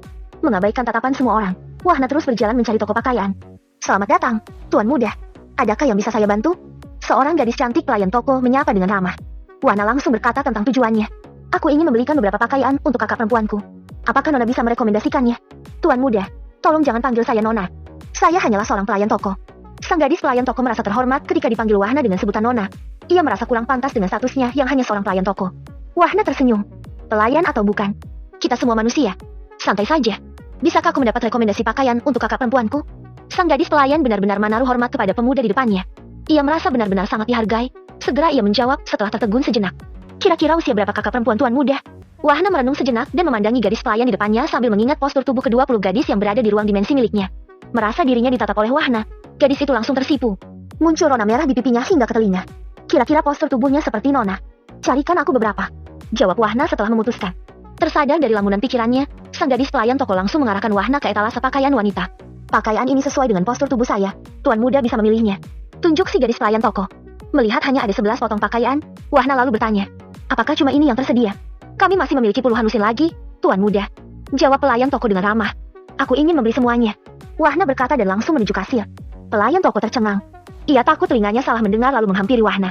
"Tuan Muda, apakah maksud Tuan Muda akan membeli pakaian yang ada di etalase?" "Tidak, tapi semua persediaan yang Nona sebutkan tadi, termasuk yang ada di etalase. Kakak perempuanku bukan hanya satu tapi selusin," jawab Wahna sambil merentangkan ke-10 jari tangannya. Melihat pelayan toko dan kasir masih diam dengan mulut ternganga, Wahna langsung mengeluarkan satu cincin penyimpanan dan membuka pembatasnya agar dapat dilihat oleh kedua orang yang mematung di depannya. "Apakah ini kurang?" Melihat tumpukan koin emas yang menggunung di dalam cincin penyimpanan, kasir dan pelayan toko membuka mulutnya semakin lebar, matanya semakin menonjol keluar. Mereka sudah terbiasa melihat banyaknya koin emas dari orang-orang kaya yang berkunjung ke toko mereka, tapi baru kali ini mereka melihat yang super kaya. Halo? Wahna melambaikan tangannya di depan wajah pelayan toko dan kasir. Tunggu, Tuan Muda. Pelayan toko tergagap dan langsung berlari ke area dalam toko. Sesaat kemudian, pelayan toko datang bersama seorang wanita parubaya. Membungkuk hormat di depan Wahna, wanita parubaya itu berkata dengan sopan. Tuan Muda, semua pakaian yang Tuan Muda inginkan ada di dalam cincin ini. Semuanya 19.633.000 koin emas. Melihat isi cincin, Wahna langsung mengeluarkan cincin penyimpanan dan menyerahkannya. Silakan diperiksa. Tuan Muda, jumlah koin emas ini 19.665.000, jadi masih tersisa 2.000 koin emas. Wanita parubaya itu berkata dan hendak mengembalikan koin emas yang tersisa. Berikan kepada nona pelayan di belakang nyonya. Dia sangat ramah. Wahna tersenyum dan melangkah pergi meninggalkan toko. Sang pelayan toko langsung membungkuk dalam-dalam. Ia tidak menyangka akan mendapat tips yang luar biasa besar. Dengan pembelian Wahna saja, ia sudah mendapatkan bonus yang tinggi. Tapi sekarang Wahna malah memberinya tips yang melebihi bonusnya. Kamu sangat beruntung hari ini bisa bertemu Tuan Muda yang benar-benar kaya raya. Wanita parubaya itu berkata dengan senyum cerah di wajahnya. Melangkah menuju penginapan. Wahna memesan 20 porsi makanan pada restoran yang berada di lantai pertama penginapan. Apakah ada kamar kosong? Tanya Wahna kepada wanita resepsionis. Kami memiliki 3 pilihan kamar, Tuan Muda. Lantai pertama, 10 koin emas 1 malam. Lantai kedua, 20 koin emas 1 malam, dan lantai ketiga, 3 koin emas 1 malam. Semuanya sudah termasuk 2 hidangan. Jawab resepsionis ramah. Aku pilih lantai ketiga. Sisanya untukmu. Wahna berkata sambil menyerahkan 31 koin emas. Wanita resepsionis langsung tersenyum cerah. Saya akan ambilkan token kuncinya, Tuan Muda. Aku ingin kamar lantai 3. Cepat. Tiba-tiba suara membentak seorang pemuda dari belakang terdengar keras. Bab ke-138. Aku ingin kamar lantai 3. Cepat. Tiba-tiba suara membentak seorang pemuda dari belakang terdengar keras. Wahna menoleh dan melihat seorang pemuda dengan pakaian mewah berwarna merah dengan corak kemasan. Pemuda itu berdiri dengan arogan bersama 5 orang pengawal tahap jenderal alam tingkat rendah dan tingkat menengah. Tuan Muda Senep, maaf. Kamar di lantai ketiga telah habis dan Tuan Muda ini yang terakhir. Resepsionis berkata dengan hormat. Pemuda yang bernama Senep Tigas langsung melotot. Apa katamu? Habis? Apa kamu ingin bermasalah dengan keluarga Tigas? Belum sempat wanita resepsionis merespon perkataan pemuda arogan itu, Senep Tigas langsung berteriak ke arah Wahna yang hendak melangkah ke tangga lantai 2. Hei bocah udik. Serahkan token kunci kamar lantai 3 di tanganmu. Aku akan membiarkanmu pergi dengan selamat. Senep Tigas kemudian melemparkan 10 koin emas ke arah Wahna. Wahna berbalik dan melihat 10 koin emas yang berserakan di lantai depan resepsionis, lalu mengalihkan pandangannya ke arah Senep Tigas. Bukankah harga sewa kamar lantai ketiga adalah 30 koin emas? Kenapa kamu memberiku 10 koin emas? Tanya Wahna dengan tenang dan tidak mengubah ekspresi di wajahnya. Apa kamu mencari mati? Seorang pengawal Senep Tigas langsung menyala. Senep Tigas tersenyum jijik dan berkata dengan nada yang sangat meremehkan. Sudah beruntung aku memberimu 10 koin emas. Biasanya aku tidak memberi apapun selain mematahkan kaki seseorang yang berani menentangku. Apakah matamu buta? Ini adalah Tuan Muda Senep Tigas. Tuan Muda dari keluarga Tigas. Keluarga terkemuka dan terpandang di ibu kota. Apa kau ingin pulang tanpa kaki? Cepat, serahkan token kunci itu. Pengawal Senep Tigas kembali membentak seraya menunjukkan status dari Tuan Mudanya. Wahna tersenyum dan melangkah maju ke arah Senep Tigas. Kamu tahu apa yang paling aku benci? Belum sempat Senep Tigas bereaksi tiba-tiba. Bang! Usus! Bruaa! Tanpa peringatan, Wahna langsung menendang perut Senep Tigas hingga terlempar keluar penginapan. Bukan hanya terlempar keluar penginapan tapi diluncurkan seperti peluru menabrak sebuah dinding batu di seberang jalan. Senep Tigas jatuh terduduk setelah punggungnya menghantam dinding batu dan memuntahkan seteguk darah. Semua orang termasuk 5 pengawal Senep Tigas tercengang. Ini adalah pertama kalinya ada seseorang yang berani menentang Tuan Muda Senep Tigas. Siapa yang tidak tahu keluarga Tigas? Keluarga Menteri Kerjaan dan sebagian keluarganya adalah pejabat tinggi kerajaan. Semua orang akan patuh dan menaruh hormat kepada anggota keluarga ini. Kamu berani melukai Tuan Muda Senep? Seorang pengawal lainnya segera melayangkan pukulan. Tapi belum sempat pukulan itu mengenai tubuh Wahna, sang pengawal sudah meluncur ke dinding batu di mana Senep Tigas diterbangkan sebelumnya. Melihat Tuan Muda dan temannya dihajar, 4 pengawal lainnya segera menyerang Wahna. Tapi tiba-tiba keempat orang itu berdiri diam. Keringat dingin mengalir dari dahinya, membasahi punggungnya, jatuh berlutut dan berteriak kencang. Adegih! Bam! Bam! Bam! Bam! Bruk! Bruk! Bruk! Bruk! Wahna memberi sedikit serangan jua menggunakan elemen petir yang tentu saja sangat menyakitkan. Ia terlalu malas untuk bermain dan langsung menendang keempatnya ke arah yang sama dengan pemuda arogan yang bernama Senep Tigas. Semua orang yang berada di lantai bawah yang kebetulan juga adalah restoran penginapan, hanya duduk diam tercengang. Beberapa pengunjung ada yang menggosok mata mereka berulang kali. Pengawal Tuan Muda Senep Tigas adalah orang-orang kuat dengan usia kultivasi ratusan tahun, bahkan ada yang lebih dari 1000 tahun. Tapi di depan pemuda belasan tahun yang kini berada di depan mereka, pengawal Tuan Muda Senep Tigas tidak lebih seperti anjing jalanan yang dilemparkan begitu saja. Namun selain kagum dan heran, ada beberapa pengunjung yang menatap iba kepada Wahna. Tentu saja karena status Tuan Muda Senep Tigas yang merupakan keluarga teratas ibu kota, di mana keluarganya adalah pejabat tinggi kerajaan. Mereka sudah dapat memastikan akhir dari nasib Wahna kemudian ketika keluarga Tigas bertindak. Tidak peduli dengan tatapan semua orang, Wahna melangkah ke tangga lantai 2 dan menuju lantai 3 di mana kamarnya berada. Siapa pemuda itu? Aku belum pernah melihatnya. Seorang pengunjung wanita setengah baya berkata setelah Wahna tidak lagi terlihat. Aku tidak tahu. Aku juga baru kali ini melihatnya. Teman wanita yang baru saja bicara menanggapi. Pengunjung di meja lain juga berkata penuh tanya. Apa kamu tadi melihat 4 pengawal tuan muda senep tiba-tiba jatuh berlutut? Aku sama sekali tidak melihat adanya gerakan dari pemuda itu. Sama. Mungkin karena terlalu cepat jadi kita melewatkannya. Pengunjung lain menanggapi. Kasihan pemuda itu. Meskipun aku mendukungnya, tapi nasibnya akan ditentukan sebentar lagi. Seorang pria setengah baya berambut putih berkata dengan nada menyesal. Wahna yang sudah berada di dalam kamarnya langsung menghilang dan muncul di dalam cermin dimensi. Tuan muda. 20 orang gadis yang sedang duduk di salah satu halaman istana indah berlutut. Wahna tersenyum. Lain kali, jangan pernah berlutut di depanku. Ayo, bangkit. Terima kasih, Tuan muda. Maaf, kami sudah memakan beberapa buah dari pohon itu. Kami lapar. Ucap seorang gadis usia 20 tahunan berkata lirih sambil menangkupkan kedua tangannya. Wahna kembali tersenyum hangat dan melangkahkan kakinya mendekat ke arah ke-20 orang gadis yang tampak kusut tidak terawat. Aku yang seharusnya meminta maaf karena meninggalkan kalian di sini selama berapa hari aku belum kembali. Wahna yang lupa dengan berapa hari ia telah berada di dalam terowongan langsung bertanya. 4 hari, Tuan muda. Jawab gadis yang sama. 4 hari? Berarti aku sudah 1 minggu berada di terowongan terkutuk itu. Gumam Wahna tetapi dapat didengar oleh ke-20 gadis depannya. Kalian memilih tempat yang mana? Wahna kemudian menanyakan bangunan mana yang mereka tinggali selama 4 hari. Gadis yang sama menjawab. Kami tidur di aula ini, Tuan muda. Kami tidak berani lancang sebelum Tuan muda datang. Wahna menghela napas, ia merasa bersalah karena tidak memberi pesan yang jelas kepada mereka. Jelas Wahna tahu bahwa gadis-gadis muda di depannya adalah orang-orang dari pedesaan yang polos dan lugu. Melihat salah satu gedung yang cocok untuk mereka, Wahna melangkah ke kanan. Ia melihat gedung di depannya terdapat banyak kamar dan semuanya termasuk kamar mewah dengan peralatan super lengkap. Siapa yang membuat artefak ruang dimensi ini? Sungguh luar biasa. Wahna berkata di benaknya menatap kagum. Ayo masuk. Wahna menoleh dan memanggil para gadis di belakangnya. Tiba di ruang tengah, terdapat meja panjang dengan deretan kursi di kedua sisi. Wahna duduk di salah sisi dan 20 orang gadis duduk di sisi lainnya. Kalian tidak perlu takut. Aku bukan orang-orang terkutuk yang kalian lihat di dalam terowongan itu. Kalian boleh tinggal di sini sementara hingga kembali ke keluarga kalian masing-masing. Aku akan mengantarmu. Ujar Wahna menatap iba kepada para gadis di depannya. Tuan muda, kami akan mengikuti Tuan muda. Kami tidak lagi memiliki siapapun. Semua keluarga kami telah dibunuh dan dijadikan korban ritual oleh orang-orang itu.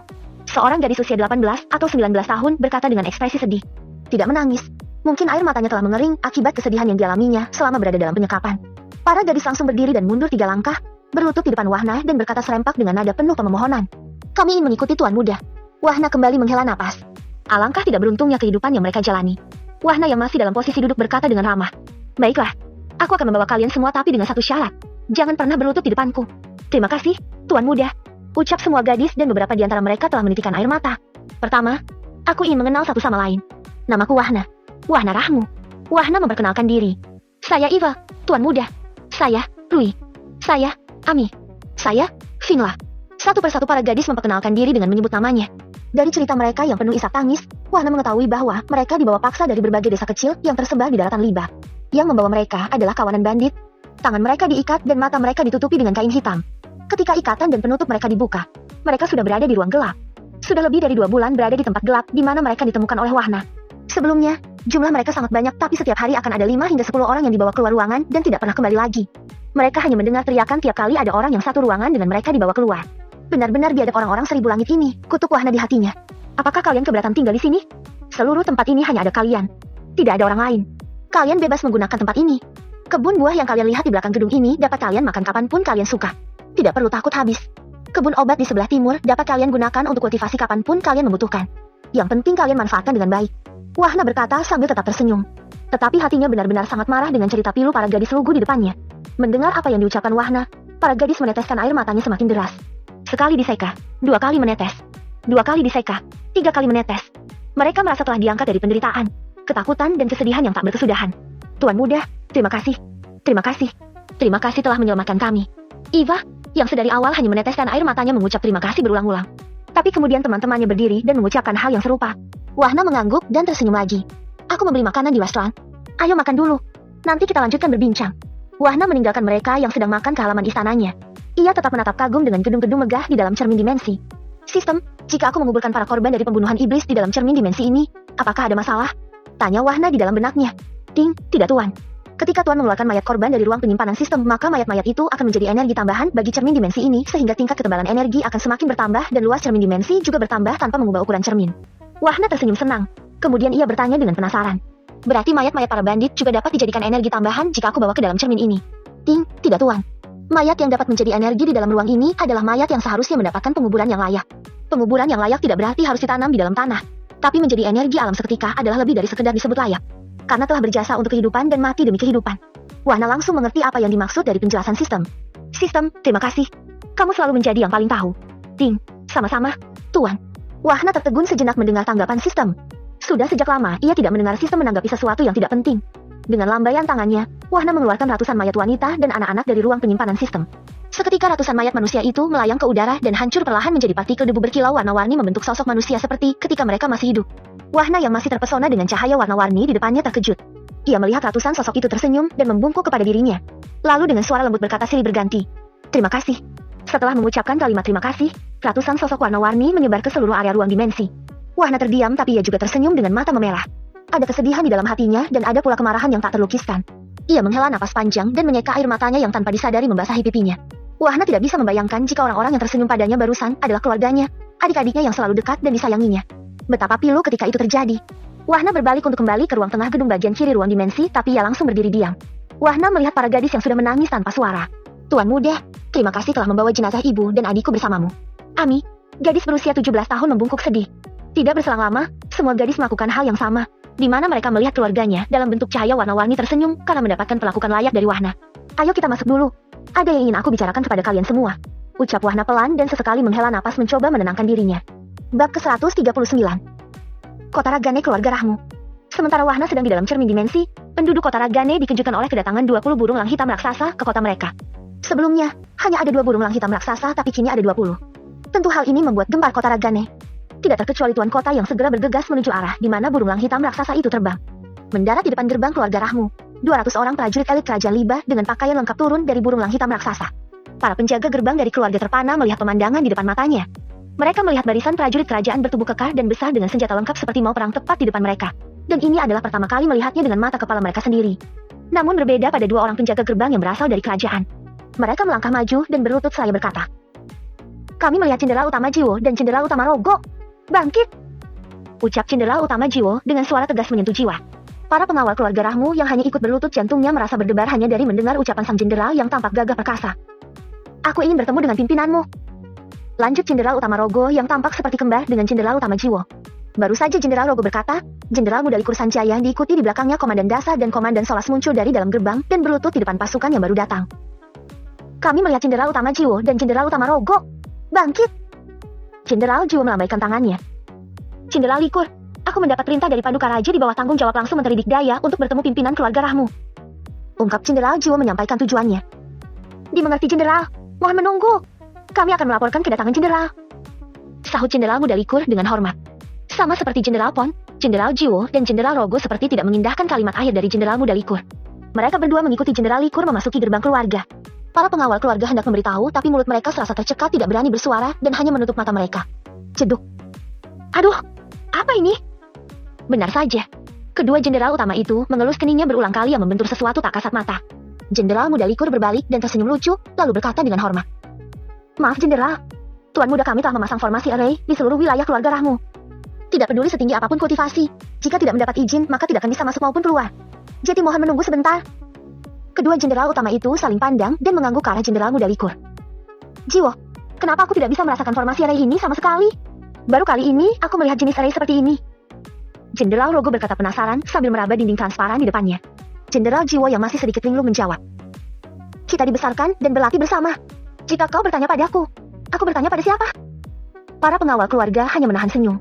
Padahal, di dalam hati mereka sudah tertawa terbahak-bahak melihat kedua jenderal yang tampak gagah perkasa ternyata bisa terlihat seperti orang bodoh dengan formasi array dari tuan muda mereka. Hal ini membuat para pengawal keluarga Rahmu semakin bangga dan kagum dengan tuan muda mereka. Beberapa saat kemudian, Jenderal Muda Likur dan 2 komandan datang bersama Patriark Rahmu dan keempat putranya. Ketika Patriark dan keempat putranya berlutut, Jenderal Jiwo dan Jenderal Rogo mundur hingga 5 langkah dan langsung berlutut diikuti ratusan prajurit elit di belakangnya. "Kami tidak berani.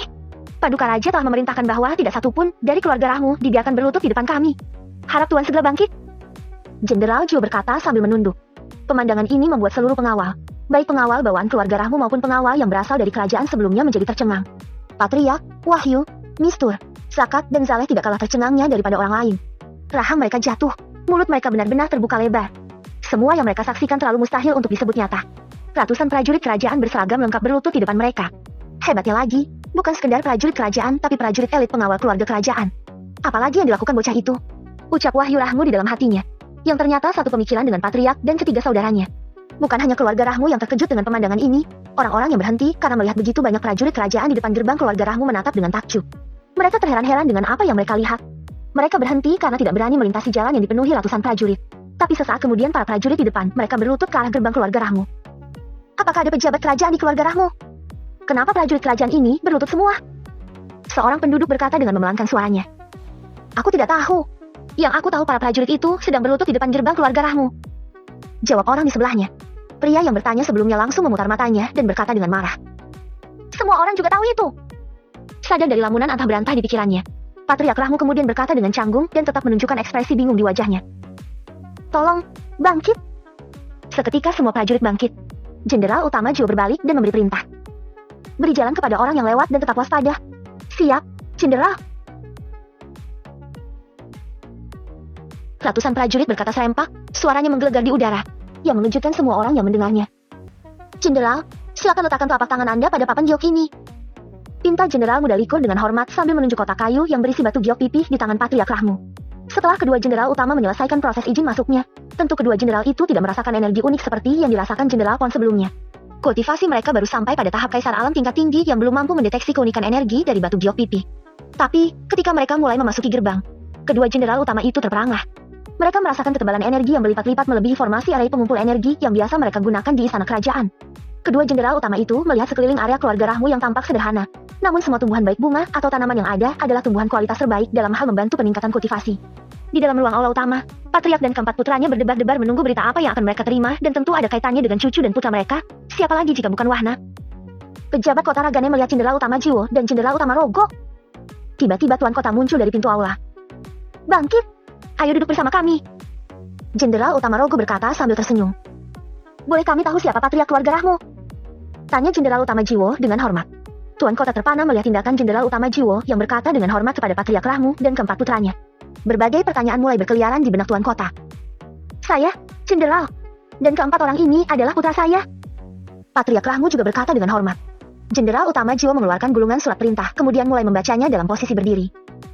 Patriark, kami mendapat perintah dari Paduka Raja di bawah tanggung jawab Menteri Dikdaya untuk pertama menjemput Patriark Rahmu, Wahyu Rahmu, Ayudhya, Dila Rahmu, dan Tisi Rahmu ke istana kerajaan Liba guna menentukan hari penobatan Tuan Muda Wahna Rahmu sebagai pangeran utama kerajaan Liba.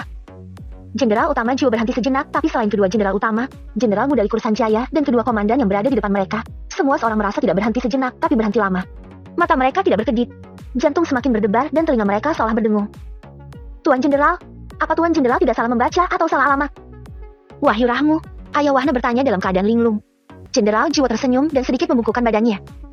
Tuan, di kota Ragane hanya ada satu keluarga Rahmu dan hanya keluarga Rahmu yang mendapat pengawalan dari juniorku, Jenderal Muda Likur Sanjaya. Jadi, tentu saja aku tidak salah membaca maupun salah alamat. Wahyu langsung terdiam. Ia menarik napas panjang dan menyandarkan punggungnya pada kursi duduknya, mencoba menenangkan dirinya. Begitu juga dengan Patriark Rahmu dan ketiga adik laki-laki Wahyu Rahmu yang duduk diam membisu. Pelayan, panggilkan Nyonya Ayudhya untuk datang ke aula utama. Penting. Pinta Patriark Rahmu kepada pelayan yang berada tidak jauh dari meja pertemuan. Segera sang pelayan berlari dengan cepat. Ia sendiri yang hanya seorang pelayan hatinya berdebar-debar dengan apa yang didengarnya barusan. Matanya sudah memerah dan berkaca-kaca. Tidak lama kemudian, Ayudhya memasuki ruang aula dan duduk di sebelah kanan Wahyu Rahmu. Mendengar pengulangan surat perintah pertama, Ayudhya tidak mengatakan apapun. Ia diam 1000 bahasa tapi air matanya sudah mengalir tanpa henti. Jenderal Utama Jiwo kemudian melanjutkan. Kedua, status keluarga Rahmu adalah setara dengan keluarga Paduka Raja sehingga berhak mendapatkan pelayanan, perlindungan, dan pengawalan khusus kepada setiap anggota keluarga Rahmu yang setara dengan keluarga kerajaan dan tunduk di bawah perintah Pangeran Utama Kerajaan. Melihat suasana masih hening dan kondusif, Jenderal Utama Jiwo melanjutkan lagi. Karena pejabat kota ada di sini, maka perintah ketiga akan langsung aku bacakan juga. Ketiga, pejabat kota akan diangkat sebagai pejabat tinggi kerajaan Liba dan diberikan hak khusus untuk tetap mengelola wilayah Ragane serta dibebaskan dari pajak kota. Pelantikan jabatan akan dilaksanakan pada hari penobatan Tuan Muda Wahna Rahmu sebagai pangeran utama kerajaan. Tuan kota langsung berdiri dan mundur 3 langkah. Ia berlutut. Terima kasih, Paduka Raja. Panjang umur untuk keluarga raja. Jenderal Utama Jiwo menoleh ke arah Jenderal Utama Rogo dan berkata, Rogo, perintahkan 5 regu untuk menambah pengawalan Tuan Kota sesuai perintah Menteri Iwa. Mari, Tuan Kota, ikuti saya. Jenderal Utama Rogo tersenyum yang jelas sangat jarang ia tampakkan di depan umum kecuali di depan keluarga raja. Tuan Kota membungkuk ke arah Patriark Rahmu dan mengikuti Jenderal Utama Rogo ke pintu gerbang keluarga. Boleh kami tahu, siapa ayahanda dan ibunda dari Pangeran Utama? Maksud saya Pangeran Tuan Muda Wahna. Jenderal Utama Jiwo yang masih berdiri bertanya dengan hormat. Aku ayahnya, Wahyu Rahmu. Dan ini istriku, ibu dari Wahna Rahmu. Jawab Wahyu Rahmu yang matanya sudah berkaca-kaca sambil memeluk bahu istrinya. Menteri Iwa, Menteri Dikdaya mengatakan padaku bahwa di keluarga Rahmu melarang siapapun untuk berlutut di depan mereka sekalipun itu pelayan. Dengan ini, terimalah rasa hormatku. Jenderal Utama Jiwa mundur selangkah dan membungkuk hampir 90 derajat ke arah Wahyu Rahmu dan Ayudhya. Jenderal, saudaraku, cukup. Kabar ini sudah sangat mengejutkan bagi kami. Duduklah, anggap kami seperti biasanya. Tolong jangan lihat status kami lagi. Wahyu berkata sambil sesekali menyeka air matanya. Patriark Rahmu tiba-tiba berdiri dengan mata yang tidak jauh berbeda dengan Wahyu. Kamu selalu membuatku bangga, nak. Selalu dan selalu. Kamu berhasil, nak. Kamu berhasil. Patriark Rahmu langsung menghampiri Wahyu, putra sulungnya, dan memeluknya dengan erat. Putra pertamanya itu yang paling merasakan bagaimana pahitnya kehidupan yang mereka alami. Tertindas, terhina bahkan kelaparan pernah mereka rasakan. Bukan dalam waktu sehari, seminggu atau sebulan tapi bertahun-tahun. Tidak pernah terbayangkan di benak mereka akan sampai pada titik ini. Lebih daripada titik puncak seperti hari ini. Bermimpi pun mereka tidak berani. Mistur, Zakat dan Zaleh juga berdiri dan memeluk kakaknya dengan erat. Tidak henti mengucapkan terima kasih kepada kakaknya yang selalu melindungi mereka dikala mendapat ancaman dan kelaparan. Setelah beberapa saat akan suasana haru, Patriark dan yang lainnya menuju gerbang keluarga untuk memberi izin masuk kepada 150 orang prajurit kerajaan yang tetap setia berjaga dengan waspada di luar gerbang. Baru setengah jam memasuki kediaman keluarga Rahmu, 3 orang prajurit kerajaan yang masih terpana dengan ketebalan energi langsung mengambil posisi meditasi di halaman. Mereka menerobos ke tingkat yang lebih tinggi dari tahap Raja Alam. Selamat!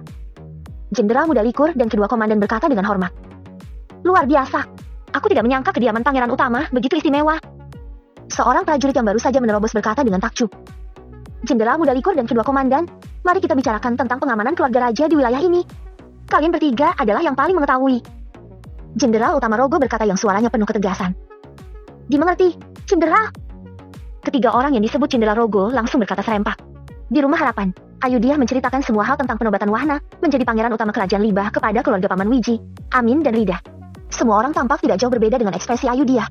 Air mata mereka mengalir tiada henti. Mereka saling berpelukan sambil mengucap syukur berkali-kali.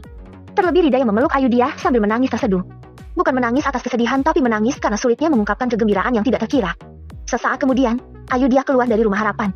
Ia tidak melihat suaminya di dalam rumah. Ketika keluar dari ruang dapur, Ayudhya melihat suaminya duduk di gubuk bambu terbuka, di kaki bukit belakang rumah, memandangi sebatang kayu kering besar yang terbaring di dekatnya. Di sanalah putra mereka sering duduk setelah berlatih. Di sana pula putranya menangis tanpa suara ketika penyakit mengerikan menyerangnya dan di sana pula ia melihat putranya bangkit dari keterpurukan. Bab ke-140. Ayudhya menghampiri suaminya yang duduk diam termenung tapi air mata laki-laki di depannya itu tidak berhenti mengalir di pipinya. Laki-laki yang selalu tegas dan pantang menyerah itu tampak sangat lemah hari ini. Sorot mata ketidakpercayaan masih terlihat jelas. Rasa haru, bangga, kesedihan, terima kasih dan entah apa lagi terlukis di wajah pria yang menjadi suaminya. Ayudhya memeluk suaminya. Putra kita telah mengangkat kita semua. Wahyu Rahmu tidak menjawab. Entah apa yang dipikirkannya. Menyeka air matanya, Wahyu Rahmu memeluk balas istrinya. Istri yang selalu setia di sampingnya ketika duka. Terdengar suara langkah kaki di belakang Wahyu Rahmu dan Ayudhya. Ketiga adik Wahyu Rahmu juga muncul di gubuk bambu terbuka. Kakak, Wahna telah berjasa besar bagi keluarga kita. Dia telah membawa kita melebihi dari apa yang kita impikan sejak kecil. Kakak, terima kasih. Mistur berkata dan memeluk kakaknya. Tidak berbeda dengan Zakat dan Zaleh yang juga memeluk kakak tertuanya. Sedangkan Ayudhya juga berpelukan dengan para istri adik iparnya. Ibu, kapan kita berangkat ke istana? Dira yang menggandeng lengan Tisi bertanya penasaran. Besok, kamu harus menjaga sikap di istana. Ayudhya berkata selaya mengusap sisa air matanya. Moni, Wina dan yang lainnya, selama aku berada di istana, tolong bantu Ibu Rida dan yang lainnya di Rumah Harapan. Acara penobatan adikmu akan ditampilkan di layar array di gedung pelatihan dan alun-alun kota oleh pengawal keluarga kerajaan. Pinta Ayudhya memandangi sepupu Wahna. Dimengerti, Bu. Berita tentang banyaknya prajurit keluarga kerajaan di kediaman keluarga Rahmu menyebar dengan cepat. Dari restoran, pedagang pinggir jalan, bahkan pejalan kaki membicarakan tentang keluarga Rahmu. Keluarga Rahmu memang selalu baik. Selain diberi tempat tinggal, aku juga diberi pekerjaan. Chow, pria parubaya yang pernah diselamatkan Wahna di hutan kematian berbicara dengan kakaknya. Bijo mengangguk. Tapi aku penasaran, yang mana Tuan Muda Wahna itu? Hingga hari ini aku belum pernah melihatnya. Suatu hari kita akan tahu. Yang penting kita terus berkultivasi sambil bekerja seperti yang dikatakan Tuan Rimo bahwa Tuan Muda Wahna menginginkan kita menjadi lebih kuat. Chow menanggapi. Oh no, Ibu Kota Sarpaden. Wahna sudah muncul kembali di kamarnya setelah memberi penjelasan panjang lebar kepada kedua puluh gadis yang berada di cermin dimensi. Ia bergegas menuju lantai bawah di mana restoran penginapan berada. Duduk di meja paling sudut, Wahna mulai memeriksa barang jarahan dari para iblis. Baik dari iblis yang baru dia bantai maupun dari iblis di ruang dimensi kompetisi. Sambil menikmati ayam bakar, satu persatu cincin penyimpanan diperiksanya. Dari semua cincin penyimpanan milik iblis, Wahna mendapati bahwa jumlah koin emas lebih sedikit daripada batu roh tingkat rendah. Bahkan ada beberapa cincin yang hanya berisi batu roh tingkat tinggi. Sistem, kenapa jumlah batu roh lebih tinggi daripada koin emas di cincin penyimpanan iblis? Tanya Wahna di dalam pikirannya. Ding, iblis tidak mengenal nilai tukar. Tuan, batu roh mengandung energi untuk berkultivasi sehingga hanya batu roh yang digunakan untuk menilai barang satu sama lain. Sedangkan koin emas tidak memiliki energi. Koin emas hanyalah logam yang dimuliakan karena sering digunakan untuk senjata, baju pelindung hingga perhiasan mewah seperti mahkota dan singgasana. Jadi begitu, Wahna kembali memeriksa isi cincin. Ia mengerutkan kening ketika melihat ada mutiara sebesar kelereng berwarna keemasan namun tidak berkilau layaknya emas. Sistem analisa barang ini. Pinta Wahna di benaknya. Ding, inti iblis tingkat pertama mengandung energi mental 0,17 poin. Inti iblis dapat diperoleh dari tubuh iblis yang telah mati pada tahap jenderal alam tingkat kelima ke atas. Letaknya berada di dekat jantung. Semakin tinggi tingkat kultivasi, semakin tinggi pula energi mental yang terkandung di dalamnya. Wahna yang tadinya tampak bersemangat langsung menunjukkan ekspresi jelek. Jika ia tahu bahwa inti iblis sangat berguna dengan energi mental, maka ribuan iblis yang telah ia bantai tidak akan dimusnahkan begitu saja. Sistem, kenapa kamu tidak memberitahuku sebelumnya jika inti iblis sangat berguna? Tanya Wahna dengan cemberut. Ding, Tuan tidak bertanya. Wahna langsung terdiam. Dia lupa kalau sistem di dalam jiwanya kadang-kadang agak menyebalkan. Ia kemudian memeriksa jumlah inti iblis dari sekian banyak cincin penyimpanan. Hanya ada 10.000 inti iblis. Gumamnya di hati. Baru saja Wahna mengeluh dengan jumlah inti iblis yang didapatnya, suara bentakan keras seorang pria muncul dari sisi resepsionis. Dia yang menendangku. Tuan muda Senepigas berkata sambil menunjuk satu jari ke arah Wahna. Seorang pemuda dewasa langsung berjalan ke tempat Wahna berada. Menaikkan satu kaki pada kursi yang berada di depan Wahna sambil mengeluarkan aura penindasan yang deras ke tubuh Wahna. Wahna mendongakkan kepalanya dengan paha ayam bakar yang masih tergigit di mulutnya. Ia menatap pemuda dewasa itu, di mana wajahnya sangat mirip dengan Tuan muda Senepigas. Berani sekali kamu mencari masalah dengan keluarga Tigas. Apakah keluargamu ingin dibantai? Samun Tigas, nama pemuda dewasa itu berkata dengan lantang sambil menggebrak meja makan Wahna. Seketika ayam bakar yang masih tersisa terlempar jatuh ke lantai restoran. Wahna memiringkan badan dan kepalanya ke samping kiri. Ia melihat ada puluhan pengawal tahap jenderal alam tingkat tinggi dan 5 orang tahap raja alam tingkat kedua. Lalu melepas paha ayam dari mulutnya, Wahna berdiri dari kursi duduknya. Kamu ingin membantai keluargaku? Coba ulangi lagi. Telingaku akhir-akhir agak terganggu jika melihat orang mengandalkan jabatan dan status keluarganya. Ucap Wahna sambil mengorek-ngorek telinganya. Kurang aja. Dasar bocah sialan. Samun Tigas langsung melemparkan tinju ke wajah Wahna dengan sangat cepat. Ia merasa bahwa pemuda di depannya hanyalah seorang pemuda liar yang entah dari keluarga kecil mana. Dengan kecepatan tinjunya dan dengan kekuatannya yang tinggi, Samun Tigas sama sekali tidak meletakkan Wahna di matanya. Ternyata Wahna lebih cepat. Ia memegang kepalan tangan kanan Samun Tigas yang menuju wajahnya dengan tangan kiri. Wahna sedikit meremaskan jarinya. Kretek. Ardegih. Samun Tigas berteriak keras. Ia merasakan jari-jari tangan kanannya mengalami patah tulang dan mungkin menghancurkannya. Merasa sudah kepalang tanggung, Samun Tigas mencoba memukul dengan tangan kirinya. Tapi belum sampai ia memukul, Samun Tigas berteriak lagi. Ardegih. Wahna meremas lagi kepalang tangan kanan Samun Tigas. Lepaskan. Cepat lepaskan. Ardih. Samun Tigas berkata sambil berteriak berulang-ulang. Para pengunjung yang melihat adegan ini benar-benar terpana. Mereka hanya diam dengan mulut terbuka lebar seolah apa yang mereka lihat hanyalah ilusi semata. Jelas mereka tahu siapa Samun Tigas. Bukan hanya kultivasinya yang tinggi, tapi status keluarganya tidak bisa dipandang rendah bahkan oleh keluarga terkemuka ibu kota. Wahna yang tidak peduli dengan tatapan para pengunjung, mendorong Samun Tigas dengan tetap menggenggam kepalan tangan kanan Samun Tigas hingga di pintu keluar restoran. Para pengawal kebingungan harus berbuat apa. Ini adalah pertama kalinya mereka melihat ada seseorang yang berani melawan sekaligus melukai tuan muda mereka, Samun Tigas. Hajar dia. Cepat. Teriak Samun Tigas kepada puluhan pengawalnya. Tapi ketika 10 orang pengawal hendak menyerang Wahna, mereka berteriak kencang dan jatuh berlutut sambil memuntahkan seteguk darah. Wahna menoleh ke kiri dan melihat Snap Tigas yang masih berdiri tercengang menatap Wahna. Wes.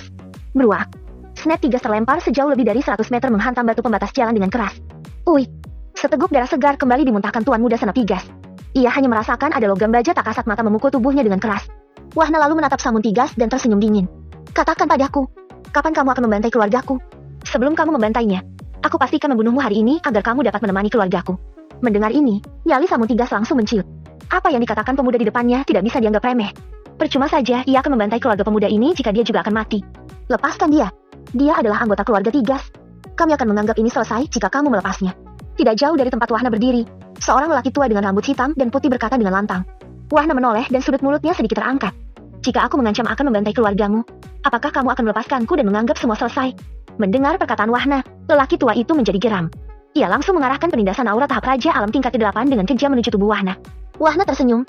Beruntung ia memiliki teknik anti tekanan yang mampu mengabaikan penindasan aura dari kultivasi yang lebih tinggi. Melihat Wahna yang tidak terpengaruh sama sekali dengan penindasan auranya, lelaki tua itu tertegun dan sedikit linglung. Ragoh. Wahna kembali meremas kepalan tangan Samun Tigas bahkan sedikit memutarnya ke kiri yang membuat Samun Tigas berputar mengikuti putaran tangannya. Paman, tolong aku. Samun Tigas berteriak dan air matanya sudah mengalir deras akibat rasa sakit yang luar biasa. Lelaki tua itu melirik ke arah pengawalnya dan menganggukkan kepala seolah sepakat dalam pikiran mereka. Ketika mereka hendak menyerang, sekelompok prajurit elit keluarga kerajaan datang. Hentikan, kata seorang ajudan raja yang melayang di udara dengan cepat. Melihat ini, Samun, Senep dan lelaki tua itu tersenyum mengejek ke arah Wahna. Kamu mati sekarang. Samun Tigas berkata sambil menahan sakit tangannya yang masih dipegang Wahna. Bukan hanya Samun Tigas dan kroninya yang berpikir bahwa pemuda itu akan dihajar bahkan dibunuh oleh prajurit kerajaan, tetapi semua pengunjung juga berpikiran sama dengan Samun Tigas. Mereka menatap iba kepada Wahna. Selesai sudah. Ya, nasibnya sudah ditentukan. Kasihan pemuda itu. Beberapa pengunjung mengatakan kalimat empati kepada nasib buruk yang akan menimpa Wahna. Namun, yang tidak pernah mereka harapkan dan tidak pernah terbesit di pikiran mereka adalah ketika 2 regu pasukan elit kerajaan mendarat. Mereka semua berlutut di depan Wahna seraya berkata, "Kami patut dihukum, Pangeran. Kami terlambat." Mata Samun, Senep dan lelaki tua itu langsung menonjol seolah akan keluar dari longganya. Rahang mereka jatuh dan mulut mereka terbuka lebar seakan satu nampan makanan bisa mereka telan dalam sekali lahap. Samun Tigas menoleh ke arah Wahna dan kembali menoleh ke arah pasukan elit kerajaan lalu balik lagi menatap Wahna.